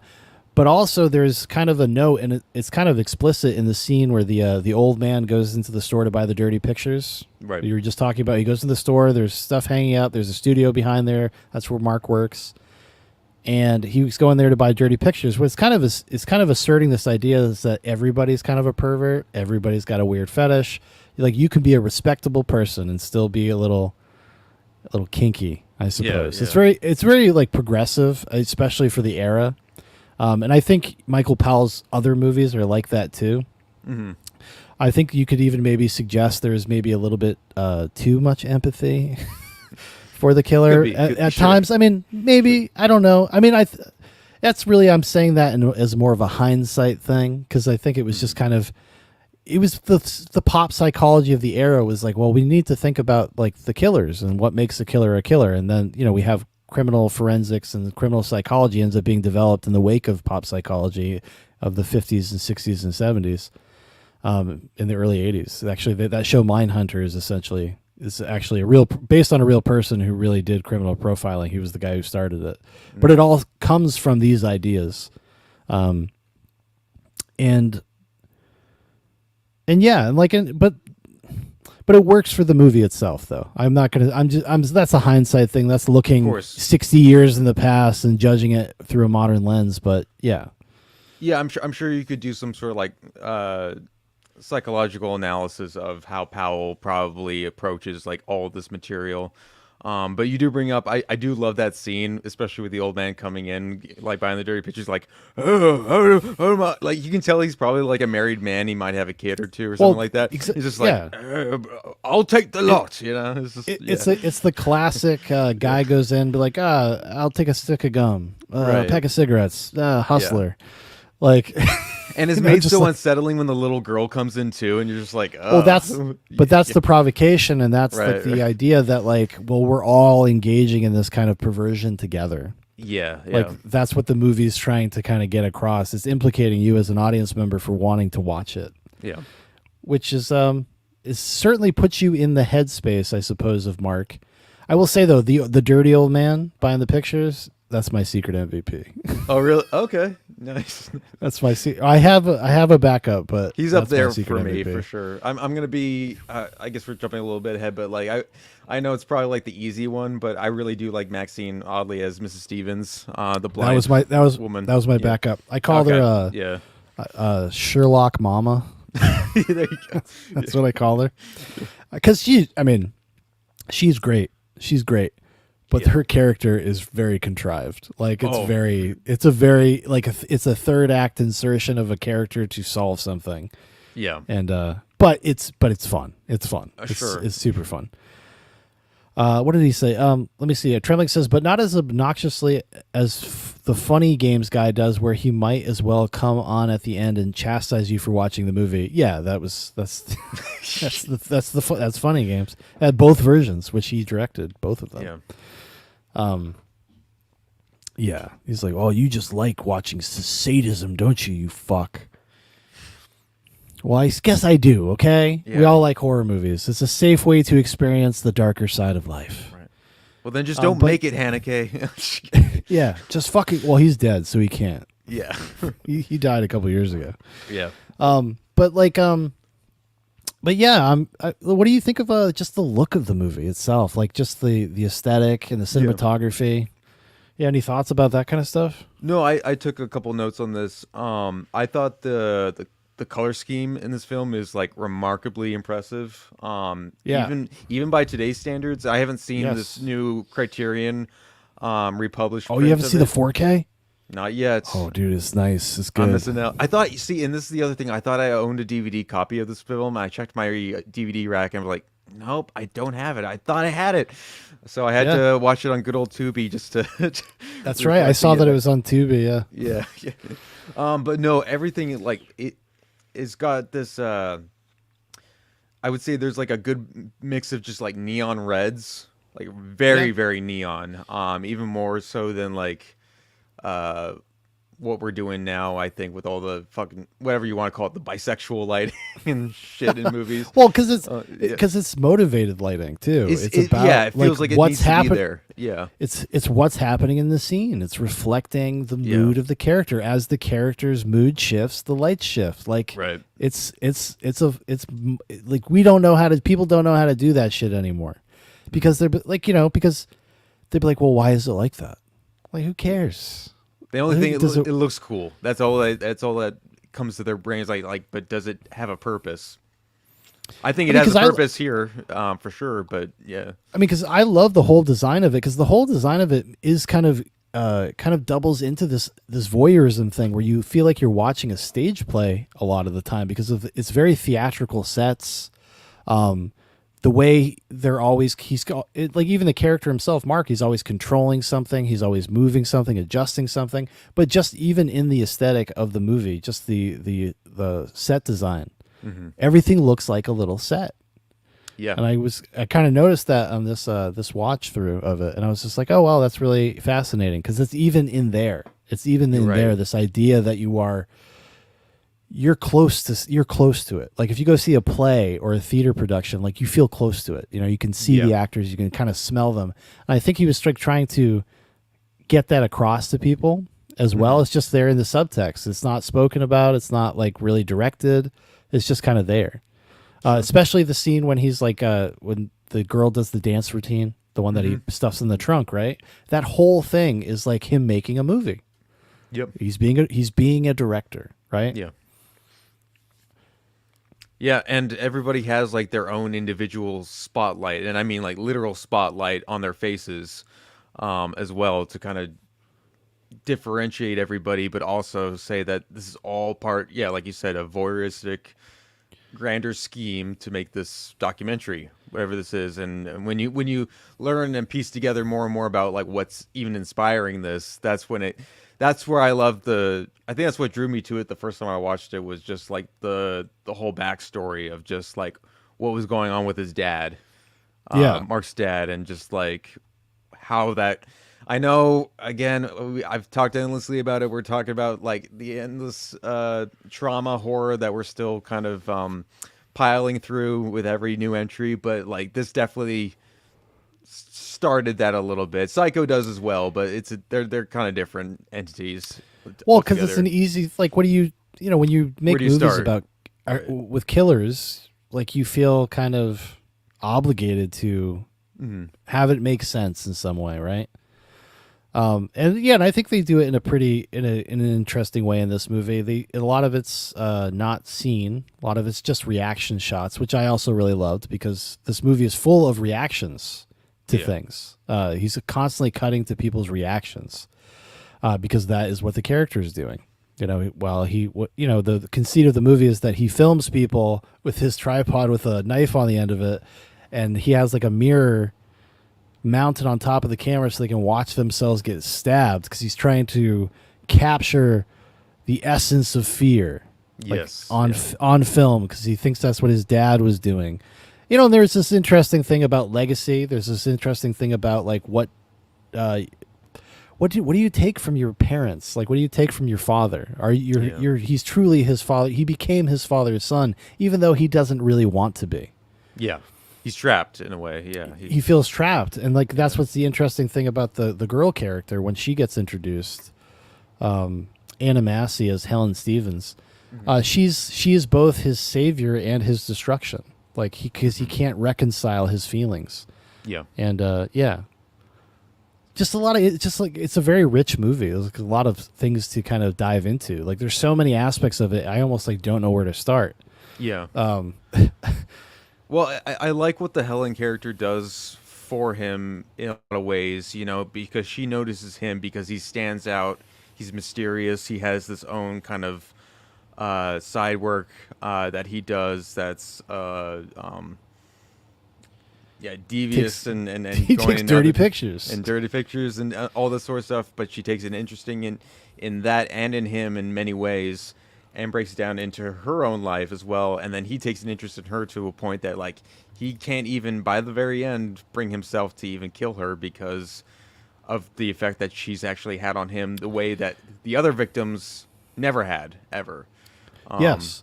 And it's there's a because he only looked at only looks at his victims through a camera. Like that's a big component. But he looked at her right? Exactly. Yeah. And he refuses to look at her through the camera because anything he films dies. Right. Like that's part of like his bag. But yeah, and it's such a nice character touch that they do with that relationship too. There's so many nice little moments, so many nice little touches, because there's a moment where he can see himself moving on from what he's doing. There's a great moment. It's a very important moment if you've seen the movie, is that like he leaves his camera for her in her apartment. Like that's like moving a mountain for that guy, It's like a big moment. And the movie's full of thoughtful little things like that, even though there is this kind of sense of existential dread that everything's about to catch up with him at some point. Like it has to. He's kind of being very sloppy about it because all he cares about is the footage. It's kind of like that old joke about making movies. It's like, pain is temporary, cinema is forever. Mm-hmm. And that's the way he kind of looks at it in this weird way. Yeah. Because he doesn't really care about like what he leaves behind, the evidence. He only cares to a certain degree, but he's very sloppy about it. And I can't believe he hadn't already been caught. What are these people doing? I know. Took them very long enough, And this is what makes him a very relatable filmmaker. And I think people should aspire and look up to be like him. I mean, his relationship with... I'm sorry. I'm sorry. No, I was gonna just say, like, and it speaks to just like, I'm definitely a sucker for any movie that deals with just the art of movie making or recording or creating works of art with these formats. I know, like the classic examples are like movies like blowout or the conversation, or even when I covered on Fleet Pit After Dark, Hollywood 90028 does the same exact thing too. Did you ever That's see true, Shaun? Did you ever see the movie what's it called? Barbarian Sound Studio. Yes. Yeah. Yeah, like also just kind of getting into like the more Audacity-driven kind of lane of just like capturing just random sound effects, you know, like it and what that does to somebody's like psyche. There's so much. There's so many stories you can tell with this, you know. 100%, and like and it's something that's followed all the way down through the movie. Like it's just like it's part of the essence of the film, and he communicates it without having to tell you, which I appreciate so fucking much. Yeah, I have so fucking much. I just love that. I don't know why. Like I can't believe I'm just so tickled and so pleased with like basic filmmaking shit. Like you go back and you're just like, oh, it's just coherent and it makes sense, and like I feel slightly enriched by it. Like, oh my god, thank God, not being assaulted by whatever fucking horse shit that's out in the theater right now. And I trust me, I know how I sound. I know I sound like a stuck up, snobby cineast, but it's just how I feel. I'm sorry. No, sorry. I mean, you feel what a lot of people are feeling right now, myself included. Like, I just want to go back and just watch anything that feels a little bit more pure again, and not feel inundated by just modern pop and stuff. But even our old popcorn movies were like made sense. Yeah, they were entertaining. Like, is Demolition Man a great movie? No, but it's fucking a lot of fun. Yeah. And it makes sense, and the characters are characters. Like, they feel like more even in Demolition Man, for Christ's sakes. They can't do that nowadays. This is awful. Trevik says Jeremy is going to have to prove his actors are still alive, like the Cannibal Holocaust guy did. That'll be awesome. I'll be there. I'll be in court. I'll be on all Jeremy's but one. side. I have a rule with how I'd handle my set, but yeah.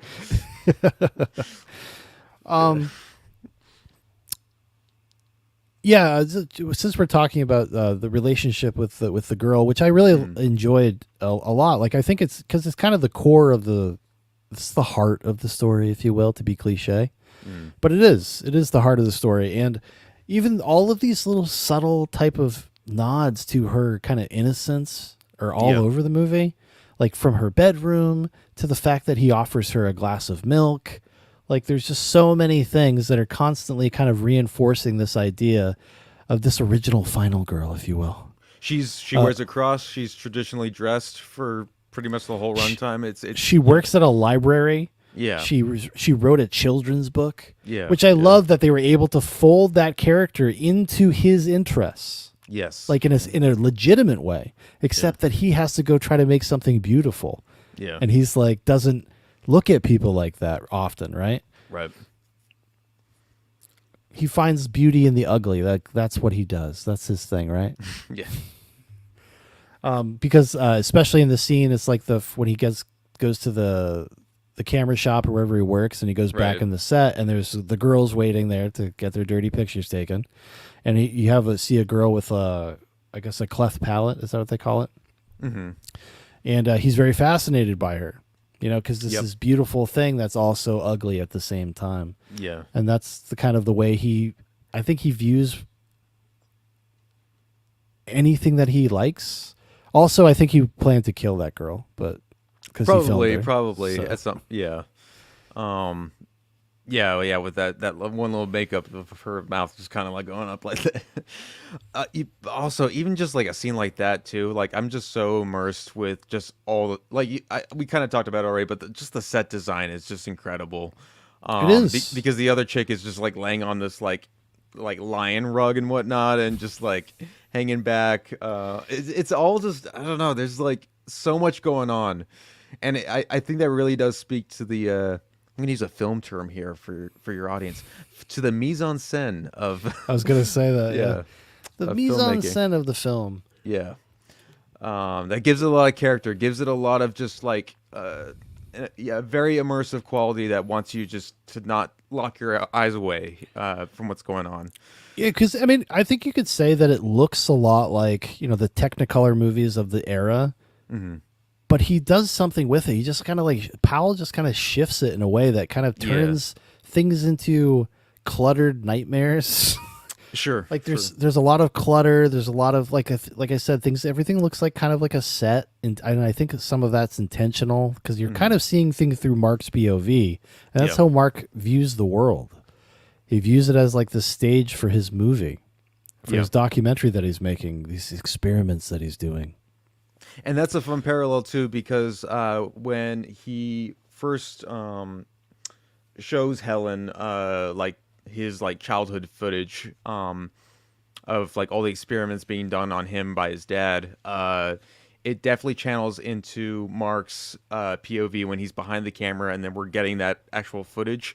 Because I wrote down as well that like all the roles that he's filming look like it was like shot by like an 8-year-old like at like a barbecue or something. Like it's kind of like rocking back and forth. It's never stable. It's always like a camera, like a kid's holding a camera for the first time and like really giddy about it and having fun. Yeah, 100%. No, it's a great scene too because most of it's played on the reactions because again that's kind of what Powell's getting at. It's about you. Yeah, it's about you, the audience, and that scene's so good too. So many great shots in it too. Like the cinematography is great. Do you know who shot this actually? Otto Heller. He was kind of a wonderkin. He kind of pioneered a lot of stuff, and the movies of note that he did were The Lady Killers, 1955. Then he did Alfie in 1966, that Michael Caine movie. Peeping Tom, Masquerade. We did The Curse of the Mummy's Tomb. All right. This guy's been around. But yeah, but like it just, I'm not familiar with a lot of his movies, but I would definitely check them out based on the back of this because he knocked it out of the park. Yeah. Like it would not be the same movie without that, like the look, the way that it was shot. It was just like it elevates the material in a way that like kind of like Hitchcock oftentimes would do. Like he kind of elevates these kind of seedy C-tier type of movie plots. Sure. And he does something interesting with it, right? Because it's a very basic conceit. It's a very simple kind of plot, but it's layered with all of this character stuff and all of this subtext that kind of just brings it into such a much more rich territory. Yeah. And because I'm sorry. No, go ahead. Yeah.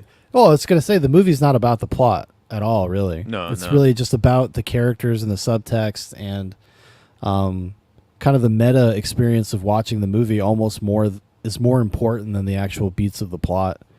And that's why it's very easy to forgive some of the contrivances and some of maybe you could suggest are kind of like plot holes.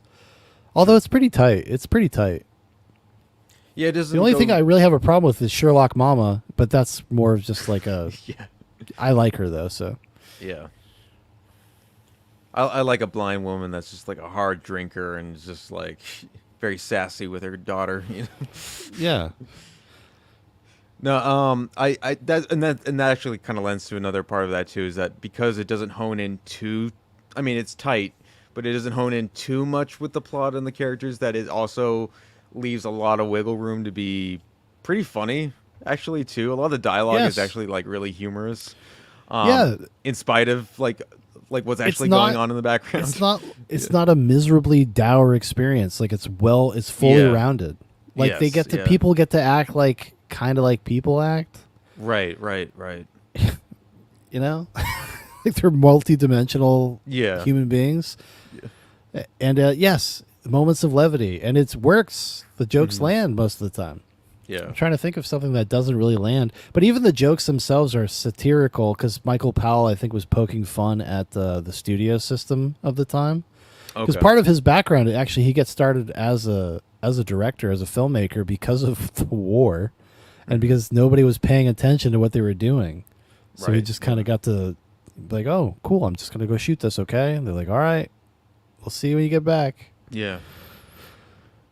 I'm sure that probably hurt his career a lot more because I think this was like his big career breaker.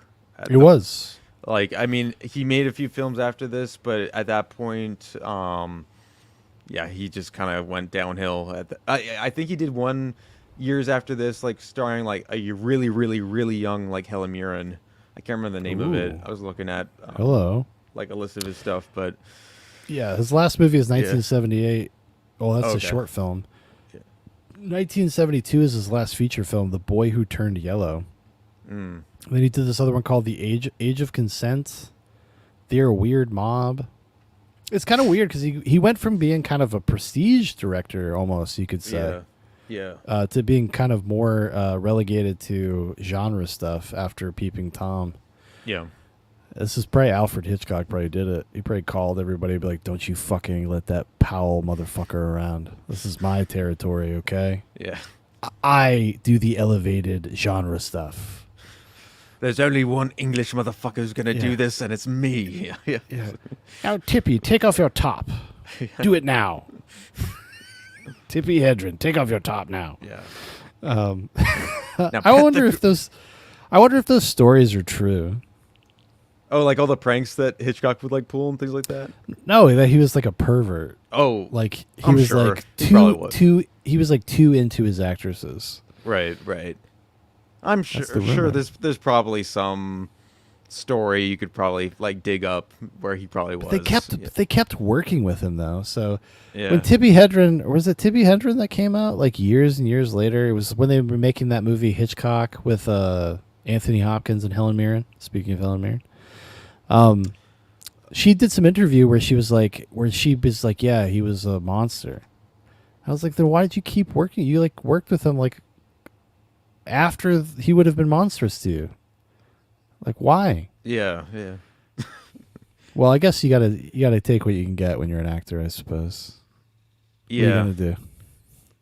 I mean, this is also the woman that had to endure a lot. Yeah, during like you said, was it the movie Roar?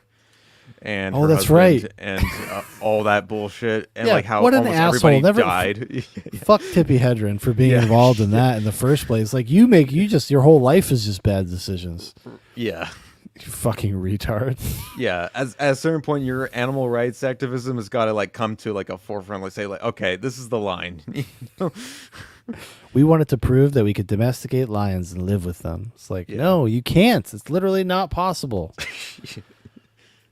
That shit's baked into the DNA of those creatures. They will fucking maim you. Yeah.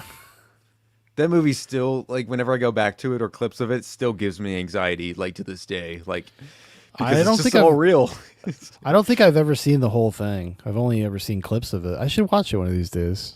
No, I would highly recommend it. I don't know if it's Actually, one that you might want to cover on here, but it's definitely one worth watching. For sure. Oh, I think that's a streaming movie. That's a movie I'll watch on stream, and maybe I'll take an edible or something. Watch it. Oh,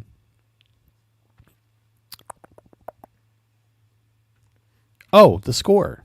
Very unconventional score. Very cool. Uses some known pieces, but most of the score was done by Brian Eastdale, who also, he basically was Michael Powell's composer for most of his stuff. Like he did The Red Shoes, Black Narcissus, and Gone to Earth. Actually, he even did, up until his last short film, he composed Michael Powell's last short film, actually. But it's a cool, because it's not what you expect out of something like this. Like it's not what I was, what you think is going to be in a serial killer thriller, because it's very playful. It's very jazzy. It's very loose. Dare I say, it's very hip for the era, right? Yeah. So I think he knew what he was doing. Like this is way more calculated than I think a lot of people would probably give it credit for at the time, in terms of like being kind of directly targeting a certain age demographic. I think he was targeting younger people. That's why the younger generation that ended up championing it later, that's why they loved it so much, because it was for them.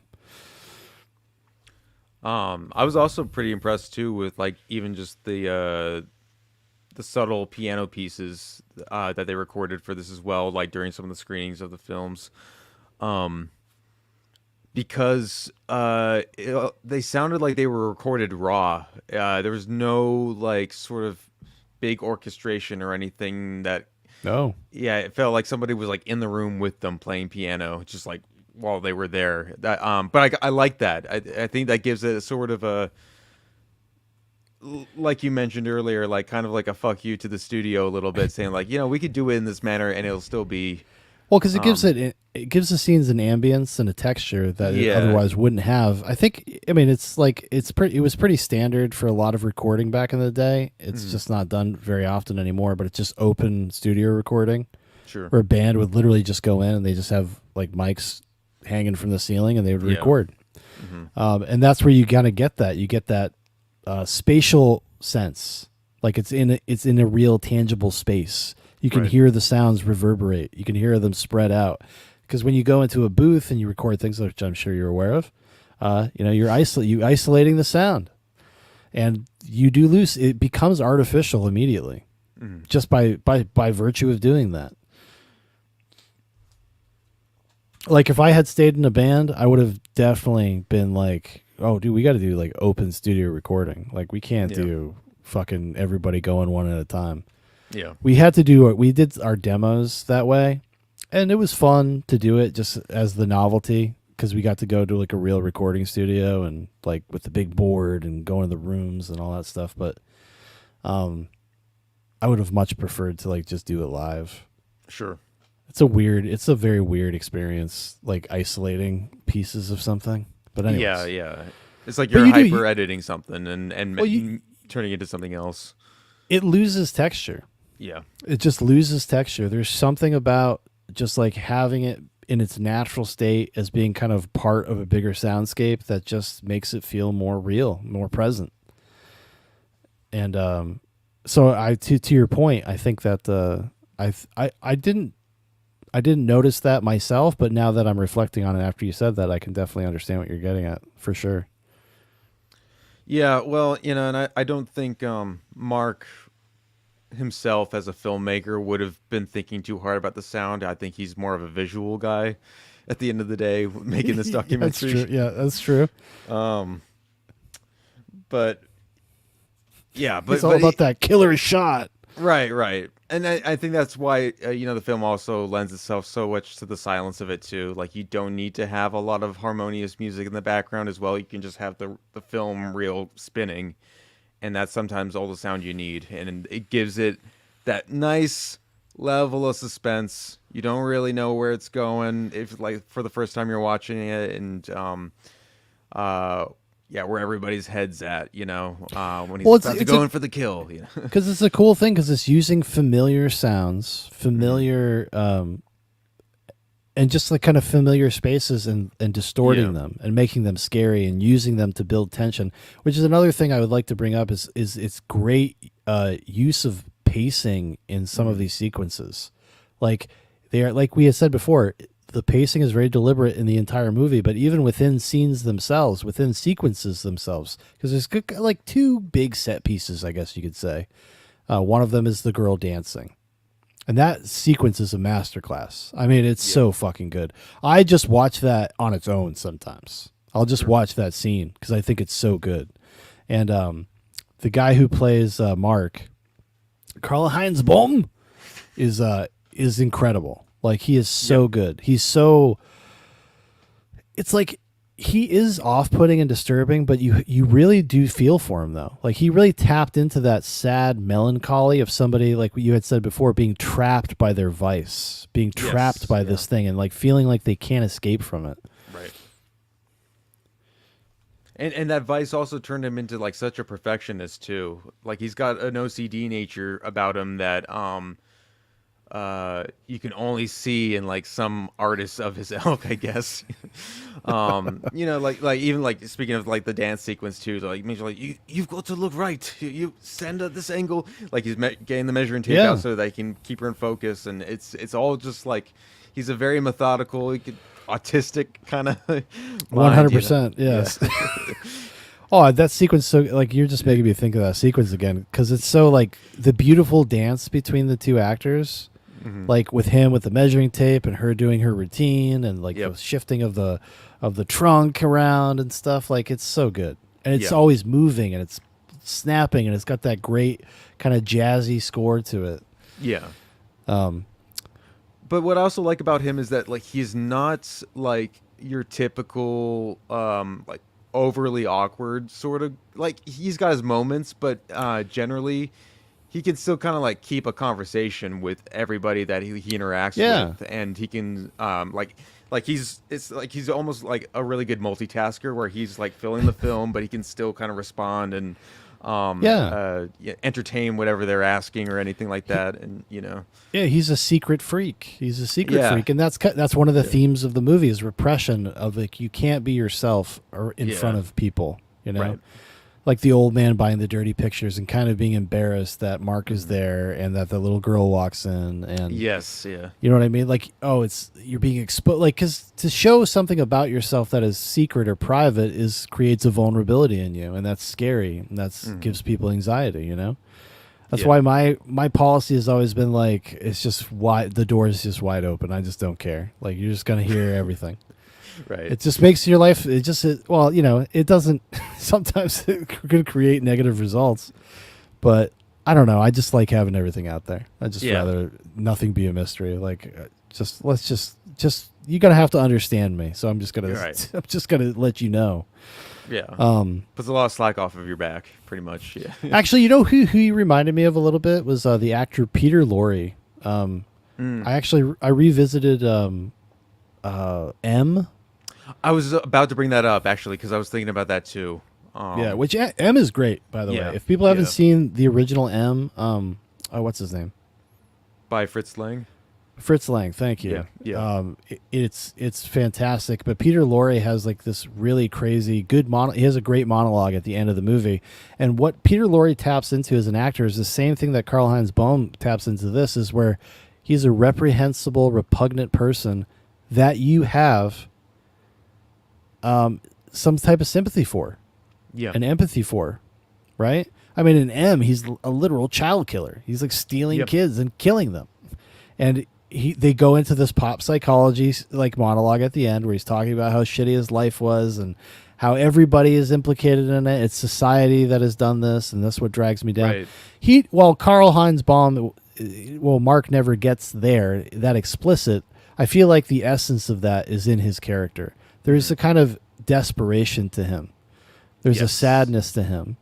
What I really love, and again, going back to his relationship with Helen, played by Anna Massey, is that she's the first time he ever sees the world through a different perspective. He's never thought of his life not doing what he was doing until he meets her, and it's like a kind of an earth-shattering thing for him. Yeah. It's a super intense experience that he's having, which is great because it's the catalyst for the third act. Everything kind of builds from that moment of where you think maybe he's going to stop and he doesn't, and he just keeps going because he's in too deep. He's too much of a secret pervert. Yeah. Can't help himself. Yeah. No, even that moment where they have the exchange and they're just sitting down, and she tells him, because there's this dynamic in the middle where it's like they almost kind of inspire each other to pursue something great. Yeah. Her book is essentially about, like a magic camera that can capture images unlike anything anybody's ever seen before. And all the children, they want to actually see these images. Like they want to have like a visualization of it. And it takes him aback. It's like, well, maybe I can actually capture those things. And then they kind of have to work hand in hand in that way. There's something, I mean, it's both twisted, but it's also kind of like fascinating how that kind of works, where in a weird way, in a weird dynamic, they need each other. Yeah. Well, 100%. And she gives him purpose outside of like his father's purpose, right? Like he can be his own man. He could be his own person. Exactly. Sometimes when you meet somebody and you get in a relationship or you fall in love with somebody, they elevate you. They make you better, and they give you you find your purpose in life through that person, not because of that person, but just through the experience of knowing them. Right. And I think that's kind of you see the seeds of that. It's like it's just a very mature adult perspective on I guess having these kinds of problems, but it's something that's relatable. Like everybody has kind of at some time in their life will go through an experience like that. It's something that's very relatable. Trelling says Shaun has no mystery. Shits with the door wide open. Oh, buddy, I have a 2-year-old kid, so I actually do shit with the door wide open. So, yeah, I'm that wide open. That's the way to flex these days. That's the way you flex, dude. I shit with the door open. That's how much of a hard ass I am. Yeah. I took the door off the bathroom. Actually, I don't need it. I don't need it. Speaking of movies that don't have like relationships that elevate each other, Deadpool and Wolverine. By the way, I should just say right now. I'm just kidding, but yeah, they literally don't. It's fucking awful. Yeah. Anyways, back to Peeping Tom. I'm so happy I never have to talk about that other movie again. Oh, somebody's gonna make me. Somebody will make me. It'll be in my private life. One of my brothers will see it, and they'll want to talk to me about it for an hour. Yeah, that's okay. Okay, it's okay. It's the work. That's the work of an older brother. Right. Let me see here. I wish I had a ton more notes to like jump on here. I mean, it's more just kind of general stuff that people have already said about it. I'm trying to think of some things I didn't like or anything, but there's not really. I don't know. Yeah. It was tough. Like this watch around, just because they don't. Again, it's like they don't make movies like this anymore. Really. So well, that is the thing about this. Like, I guess it's hard to review a movie like this because we like it so much. So it's hard to find things to like really pick at it because the things that are wrong with it are so incidental. Sure. Because the holistic package in totality, it just works so well. Yeah. Like by the time the credits roll, like any like a little minor glaring issue you would have had like kind of dissipates. Yeah, exactly. Like I said, I think Sherlock Mama is very contrived. I think that's a very contrived way of like kind of getting us to where we need to be at the end, but I understand it and I like that actress and like it still ends on a and it's also one great. She has a great scene with Mark, which is when she's up in his film room. Yep. And it's in the dark, and there's the spotlights. It's like every scene has something like that. That's what I love about this. Like every single scene has some sort of well constructed sequence, something meaningful that's like that builds tension and is thrilling, and also informs the character.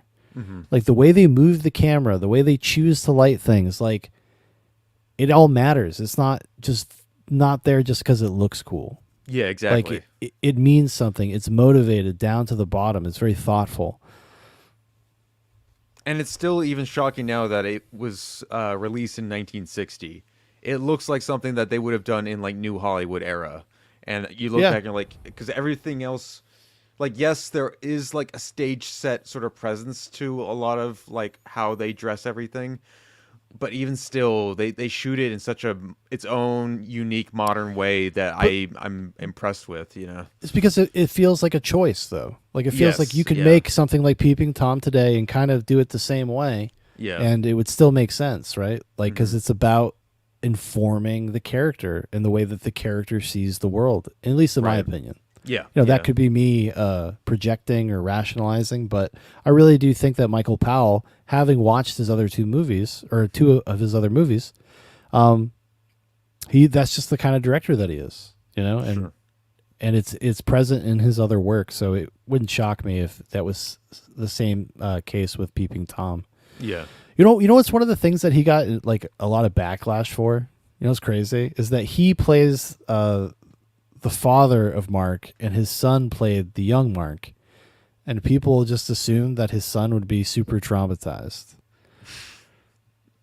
Yeah, it was a funny anecdote. I was listening to an interview with his son, and he was talking about it. He's like, "Yeah, people used to think I was like would have been messed up from it or something." He's like, "I was just making a movie with my dad. Yeah, we're like just acting.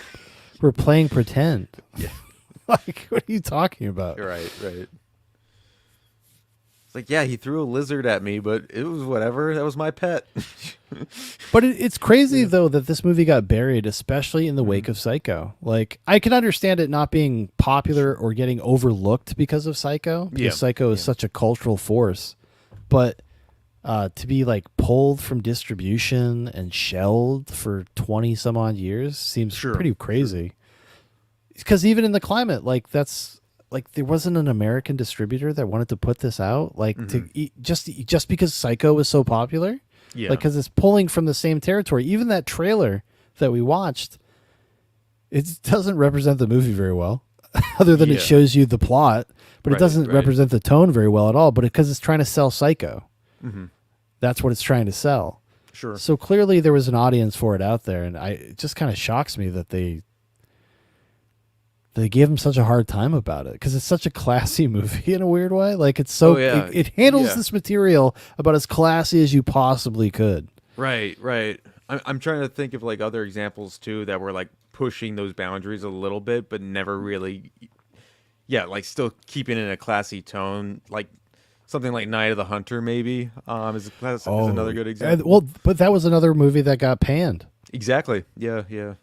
That got panned, dude. People were not ready to see Robert Mitchum be a bad guy. Right. And that's also a very odd movie. It's very much its own thing, has its own pace, its own kind of structure. It's got like this nightmare dream quality to it. It's a special movie, dude. I got the Kino Lorber. Yeah, I got the Kino Lorber 4K not that long ago, and I've watched it like 3 times. Yeah. It's really great, and not only just game pan, but like being Charles Lawton's like only directorial debut, and that's it. Like he just didn't direct anymore; he just acted, and that. Yeah. But what a fucking movie to make, though, dude. But yeah, exactly. Like if you got one thing under your belt, that's a great one. You know. Crossing my fingers for Punching Bag. This is going to be my Night of the Hunter. There you go. Trembling says, yeah, it's weird that American distributors didn't buy this one for the drive-in circuit, which was all about exploitation movies. Yeah, especially like have a revival of it in the 70s, because they were always looking for something. I mean, shit, they'd put anything up on the goddamn screen. They weren't very discerning at the drive-ins back in the day. In your quarter theaters. Yeah, I also have to imagine alone the budget alone must have had to have gone a lot towards just the Technicolor of it. I imagine so. If Psycho was the bigger success, it's in black and white, so that's like the interesting comparison there too. It's like what do you like? Could you measure these movies? Or are they too different to actually compare and say one's better than the other? That's tough. Yeah, that's tough. I was like, which one's better? They're very different, you know, in a lot of ways. I would probably err on the side of Psycho, for real. Probably, but because that's the cliche answer, but it's kind of, I think it's the right answer. But I do think Peeping Tom is like, there is a kind of an independent quality to it. Like it is it's kind of rough around the edges a little bit in a way that like Psycho isn't. Like, you know, Psycho's very much like they had a lot of money and this is a studio movie. But I don't know though. I see. I would really have a hard time. I would say on technical terms, definitely Psycho for sure. And then I probably lean Psycho story-wise a little bit too, up until like the very, very end. Yeah. Which, you know, I think most people have always said, like, you don't need an over-explanation for all of that. We've seen it. We know exactly what's going on. Mm-hmm. But apart from that, I mean, I think you've got to appreciate them on their own merits. I'm sure Psycho probably had a bigger budget and more behind it for sure. Yeah, like you said, like Peeping Tom definitely feels like it's coming from an independent spirit, and that's why I'm always a sucker for that too, because you and I relate to that a lot, you know. Yeah, 100%. And maybe that's what might give Peeping Tom the edge. I also think Peeping Tom is a much more thoughtful character study than Psycho is. Psycho is more about the form. Yes. And I really enjoy just Hitchcock's direction of Psycho. You know, because it's very easy to be dismissive of Psycho because it's so popular and everybody loves it and everybody knows it so well. But it's a fucking great movie. It is made so fucking well. Like, there's a reason why people fucking love that movie, because it just is that fucking good. It's like Jurassic Park. It's like, yeah, guys, Jurassic Park just is that fucking good. Right. It's crazy to say that, but it just is. It's like nearly a perfect movie. Yeah. For what it is, relative to what it is. Sure.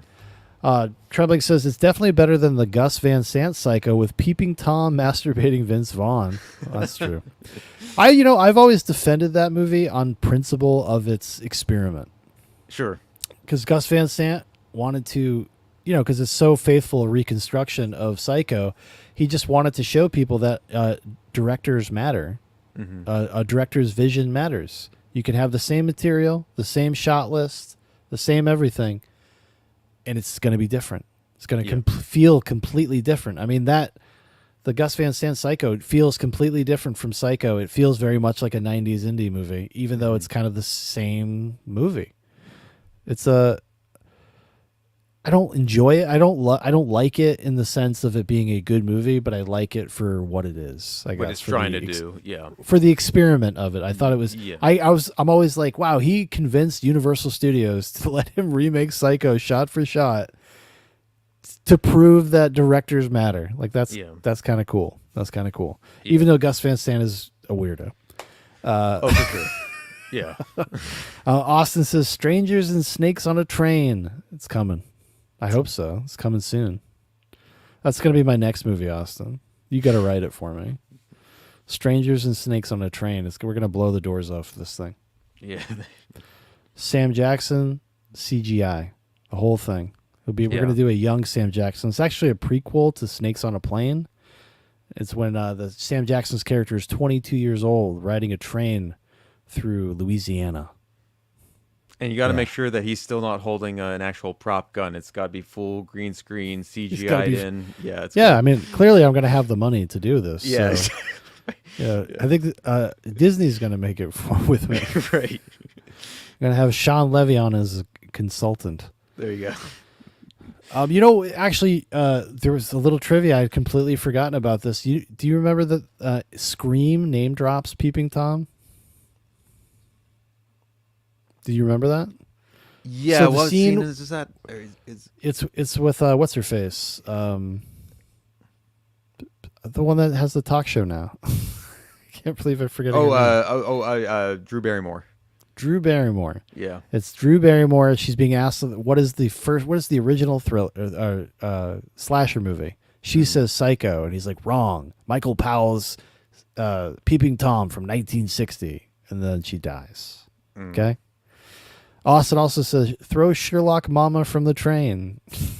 There you go.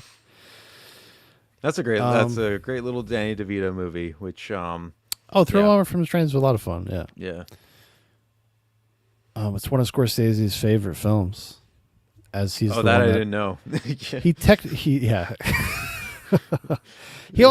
That's one thing I do like about Scorsese. He is a real film fan, and he champions a lot of stuff, even when I disagree with him.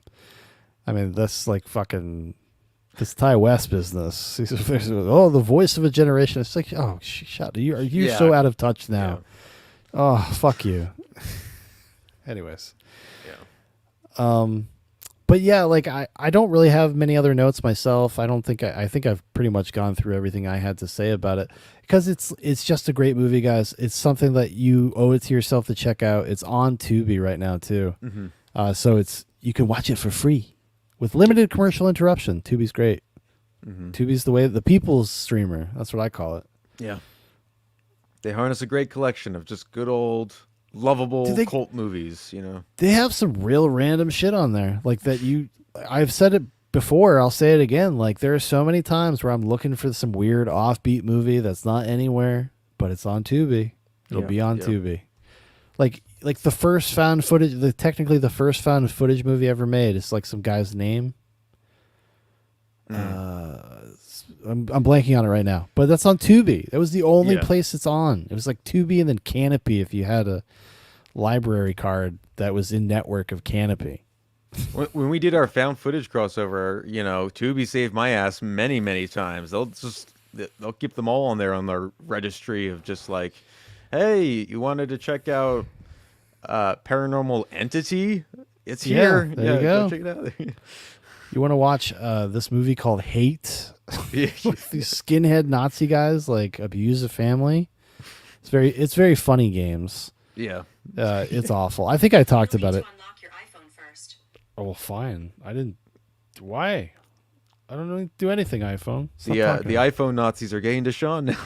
Yeah, they heard me. They're like, "Oh, is he talking about anti-Semitism?" Well, yes, the characters in the movie iPhone, they were anti-Semites. Yeah. Fact. They were crack smoking, meth blowing anti-Semites. Not even a joke. Those are the bad guys in the movie. But yeah, so do you have any closing thoughts about Peeping Tom? I mean, I pretty much have the same sentiment. This is one of those few examples where I would recommend it to anybody that is just kind of curious or would want to check something out that's got a very, very clear and stable and curious artistic vision from Powell. I haven't seen a lot of his other work either. The Red Shoes and I think you said Black Narcissus are on my list. It's a cool film. I think that just kind of challenged how even in 1960 standards, what perversion, eroticism, and obsession is the big one. That's the big theme. Yes. Yeah. Were at the time, and I think are still in many ways relevant now. Like it is dated by the time that it takes place and the language and how people interact and look. Obviously, it's a period piece, but there are so many things you can take from it even today, and I think that's what makes it so compelling as a movie. Oh, 100%. I can tell you right now, I am watching Peeping Tom with a different eye right now. I'm going to steal from Peeping Tom. I'm going to steal from it. I'm peeping right into it now. No, I'm not recreating it. I'm stealing from it. Yeah. That is one other thing, though. I was like, has anybody tried to redo this story, like almost like beat for beat, kind of like they did with Psycho? Or it's called American Beauty. Oh, there you go. Yeah. The kid with the camera. Yeah, he's kind of like a Mark. Yeah. Let me see. I'm gonna look up Peeping Tom remake. Actually, how's it? Thank God I shouldn't have typed that into the search engine because now it's gonna happen. Right. No. Here's one. Here's an article from 2020 from Flickering Myth. A peep into Peeping Tom. Is it time for a modern reboot? Honestly, it kind of is time for a mod. If you could do it now, I think actually, I don't think they should. Right. But I can see a version of this in the modern era though. Especially like with just how everybody's into movies, how everybody kind of is a little bit of a filmmaker themselves these days because of cell phones.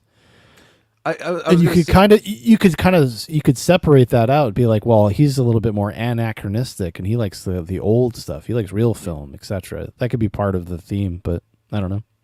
I was going to say most found footage films now are like a little bit of like a chess piece of this, if anything now, where they kind of borrow little elements, even if they don't realize that they're doing that because they're influenced by other things too. But well, because it's clearly an influential movie on a generation of filmmakers, like Scorsese's generation. Like clearly it's an influence on like De Palma and Scorsese and probably other filmmakers that I'm forgetting right now. Sure. Austin says Nightcrawler is about a guy with a camera too. Dude, Nightcrawler rules. Yeah.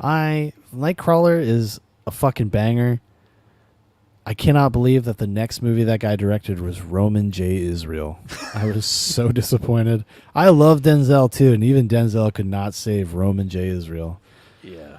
And I'm such a sick fuck, Jeremy. I knew I didn't like it already, and I bought it because it was $1 at Dollar Tree. No. No, you betrayed us, Shaun. Dude, I don't even own Nightcrawler, but I own Roman J. Israel for some reason. What the fuck is wrong with me? I really got to get my head examined. I really do. I got to stop. Tremling says, how do you do a Peeping Tom remake when people don't care about their privacy anymore and put everything about themselves out to the internet? Well, that could be the angle, though. That could be the angle is that he's trying to find that the essence of something where people are being vapid and shallow, and that could be part of his character and his kind of his tortured soul, if you will. I'm telling you, I could do it. Yeah. I'm going to make Peepin' Tom too. Actually, I'm going to make a legacy sequel. Let's see if he's still alive. If the actor is still, if Karl-Heinz Bohm is still alive. I think he passed away, but he did in 2014, unfortunately. Oh. Yeah. Damn. It would be called. I thought he looks so familiar, but now that I'm looking at his filmography, I haven't seen like anything. Maybe it's just this movies that I'm like thinking of. Yeah, I was gonna say got one of those faces. Yeah, he's got one of those for sure. Yeah, the sequel would be Peeping Tom 2, the quest for the trad wife. Yeah, pretty much. Trad wives. Yeah. Mark's gonna get hitched no matter what. He's gonna find his lucky lady, his special gal. Completely offline. That's what he does. He gets off on watching women in like low cut blouses making cakes. That's how he gets them, and then he kills them. They leave their pies out on the windowsill. He just like takes them and eats them. Trembling says, "Peeping Tom 2 Chatterbait mod." Oh, that'd be good too. Yeah. You're not taking this seriously enough. You're ruining it for everyone. He's trying to masturbate. Why are you wearing a clown mask? Yeah. But anyways, but yeah, like I said, everybody, I think you guys should definitely check this out. Austin says, Peeping Tom 2, peep harder. I like that one too. I like the simplicity of it. Peep harder, yeah. Dude, honestly, like one of my favorite like colon titles ever is Die Hard 2, Die Harder. Like, it's so stupid. It's so stupid. It's so amazing. I was like, I cannot believe they called that shit Die Harder. Yeah. That's awesome. That's when like just like the little boy in me just goes, ooh, it's so dumb. It's gonna be quite the film. Yeah. Well, because it's just a statement of purpose, dude. It's just like, no, yeah. dude, this is a dumb action movie. It's called Die Harder. like, you know what you're going to watch. Yeah, yeah. Oh, that was what's his name? Rennie Harlan. I think that was his first American movie. I think it was that one. And then after that, he does Nightmare on Elm Street, like 5 or Cutthroat Island, maybe. Right. Those were all around that time. Trembling says, mine is Pig in the City. It's great to apply to sequels that it doesn't apply to. That's true. That fucking George Miller, dude, he's a hack. Not really. He's a little bit of a boomer, but yeah, a little bit of a fucking, what do you call it? A male ally boomer, but he's a good director. Can't take that away from him. You got to be able to separate. When you're a serious cineast like myself, when you're a Deadpool and Wolverine hater like me, you have to be able to separate these things out, you know? Sure. You got to understand things on an objective level. Austin says, I love Rennie. Rennie Harlan? Is Rennie Harlan? He hasn't done anything lately, I don't think. Not lately. Anything good. Did he do like Frankenstein's Past or something? He was... That found footage movie? He just did The Strangers, Chapter 1. Oh, I have not watched that. I did not hear good things though. Yeah. I have had a little bit. I want to go back and watch Deep Blue Sea again in full. That's one of the ones I want to get back into. You want to get back been a long into while. it? I've been thinking about getting into Deep Blue Sea. Well, Godspeed, friend. I watched it a couple years ago. Yeah. If anybody wants to, if you go on my YouTube channel on Zoobox, there is it's called Hot Reacts Only, and I did this extemporaneous joke reaction to the LL Cool J Shaun Deep Blue Sea, which has the lines, he wears a hat like a shark fin. Oh, God. He literally just starts explaining the plot in the song. It's amazing. Yeah. But it's a fun movie. Austin says Deep Blue Sea is fun. It's fun. It's fun. Yeah. Like, it's on the lower tier of like those kinds of movies, but right. You know, it's about a giant man-eating shark. Right. It's better than the Meg. It's better than the Meg. The Yeah. Meg kind of sucked, and the Meg 2 was awful. I don't even know how the fuck that happened, but right. I'm more just kind of curious about seeing a lot of the practical effects, because there was actually a lot of non-CGI used in that movie that people don't give enough credit to. And I probably also just suckered for one of those like articles saying like, okay, it's not Jaws, but it's like the next best Jaws or something like that. I'm like, all right, I'll come around to it again. We'll see. I love the cover dude. to it. yeah. Trembling says, I was watching George Miller talking about how much Buster Keaton is in his latest 2 Mad Max movies, which I never noticed, but it's definitely there. Oh, yeah, for sure. They do a few Buster Keaton-esque bits and that, some silly business. Like I said, like you are influenced by what your influences are, and you never know when they're going to show up, you know? That's why people shouldn't be afraid of their influences, but they should definitely not seek to just be recreating things they liked. Like, that's, I think, what is generally the thing that I find bothersome is that it doesn't feel authored anymore because it's so derivative. And that's, it just kind of gets boring. And, you know, I'm the kind of guy who watches like 500 movies a year. So for me, it's doubly boring. Like, I've seen 1,000 of these, like, in the past couple of years. Like, so maybe, you know, I judge harshly because of that. That could be a thing. A little self-awareness for you tonight. But anyways, I think that's going to do it for us tonight, Jeremy, unless you got any other pressing business you'd like to discuss. When are we going to see Sharp End of a Buck Knife? When's the release date, pal? I don't know if I can reveal. I was going to say, that's out of my hands at the moment, but I'm sure something will happen very, very soon. If not this year, next year, definitely. So... Well, I need to be a cool kid, so you're going to need to send me a screener before everybody gets to see it. But, you know, at the very least, it'll come out before Mass State Lottery. At the very least. You know, they put a release date out for that, you know? I've known for a while. Yeah, I got a leaked image from their announcement. Oh, sweet. Christmas 2025. No, I actually know when it's coming. Actually, I know when it's coming out. He told me. Okay, good. But anyways, all right, everybody. Thank you so much for watching. Thank you for listening. I'm Shaun. That's my adopted son, Jeremy, over there. Yep. And we'll see you guys real soon, at least in 2 weeks' time, at the very least. We'll probably end up talking about Trap and Alien Romulus, I think. Oh, you know what we're doing? That's right. We're going to do our best and worst of the year so far. That's the next episode. Oh, okay. All right. Yeah, right. Cool. But obviously we're going to see Trap and Alien Romulus in between that time. Mm-hmm. Well, actually, we'll talk off stream. Sure. What am I doing? Get out of here, everybody. What are you doing in my house? Get the fuck out of here. Bye. Have a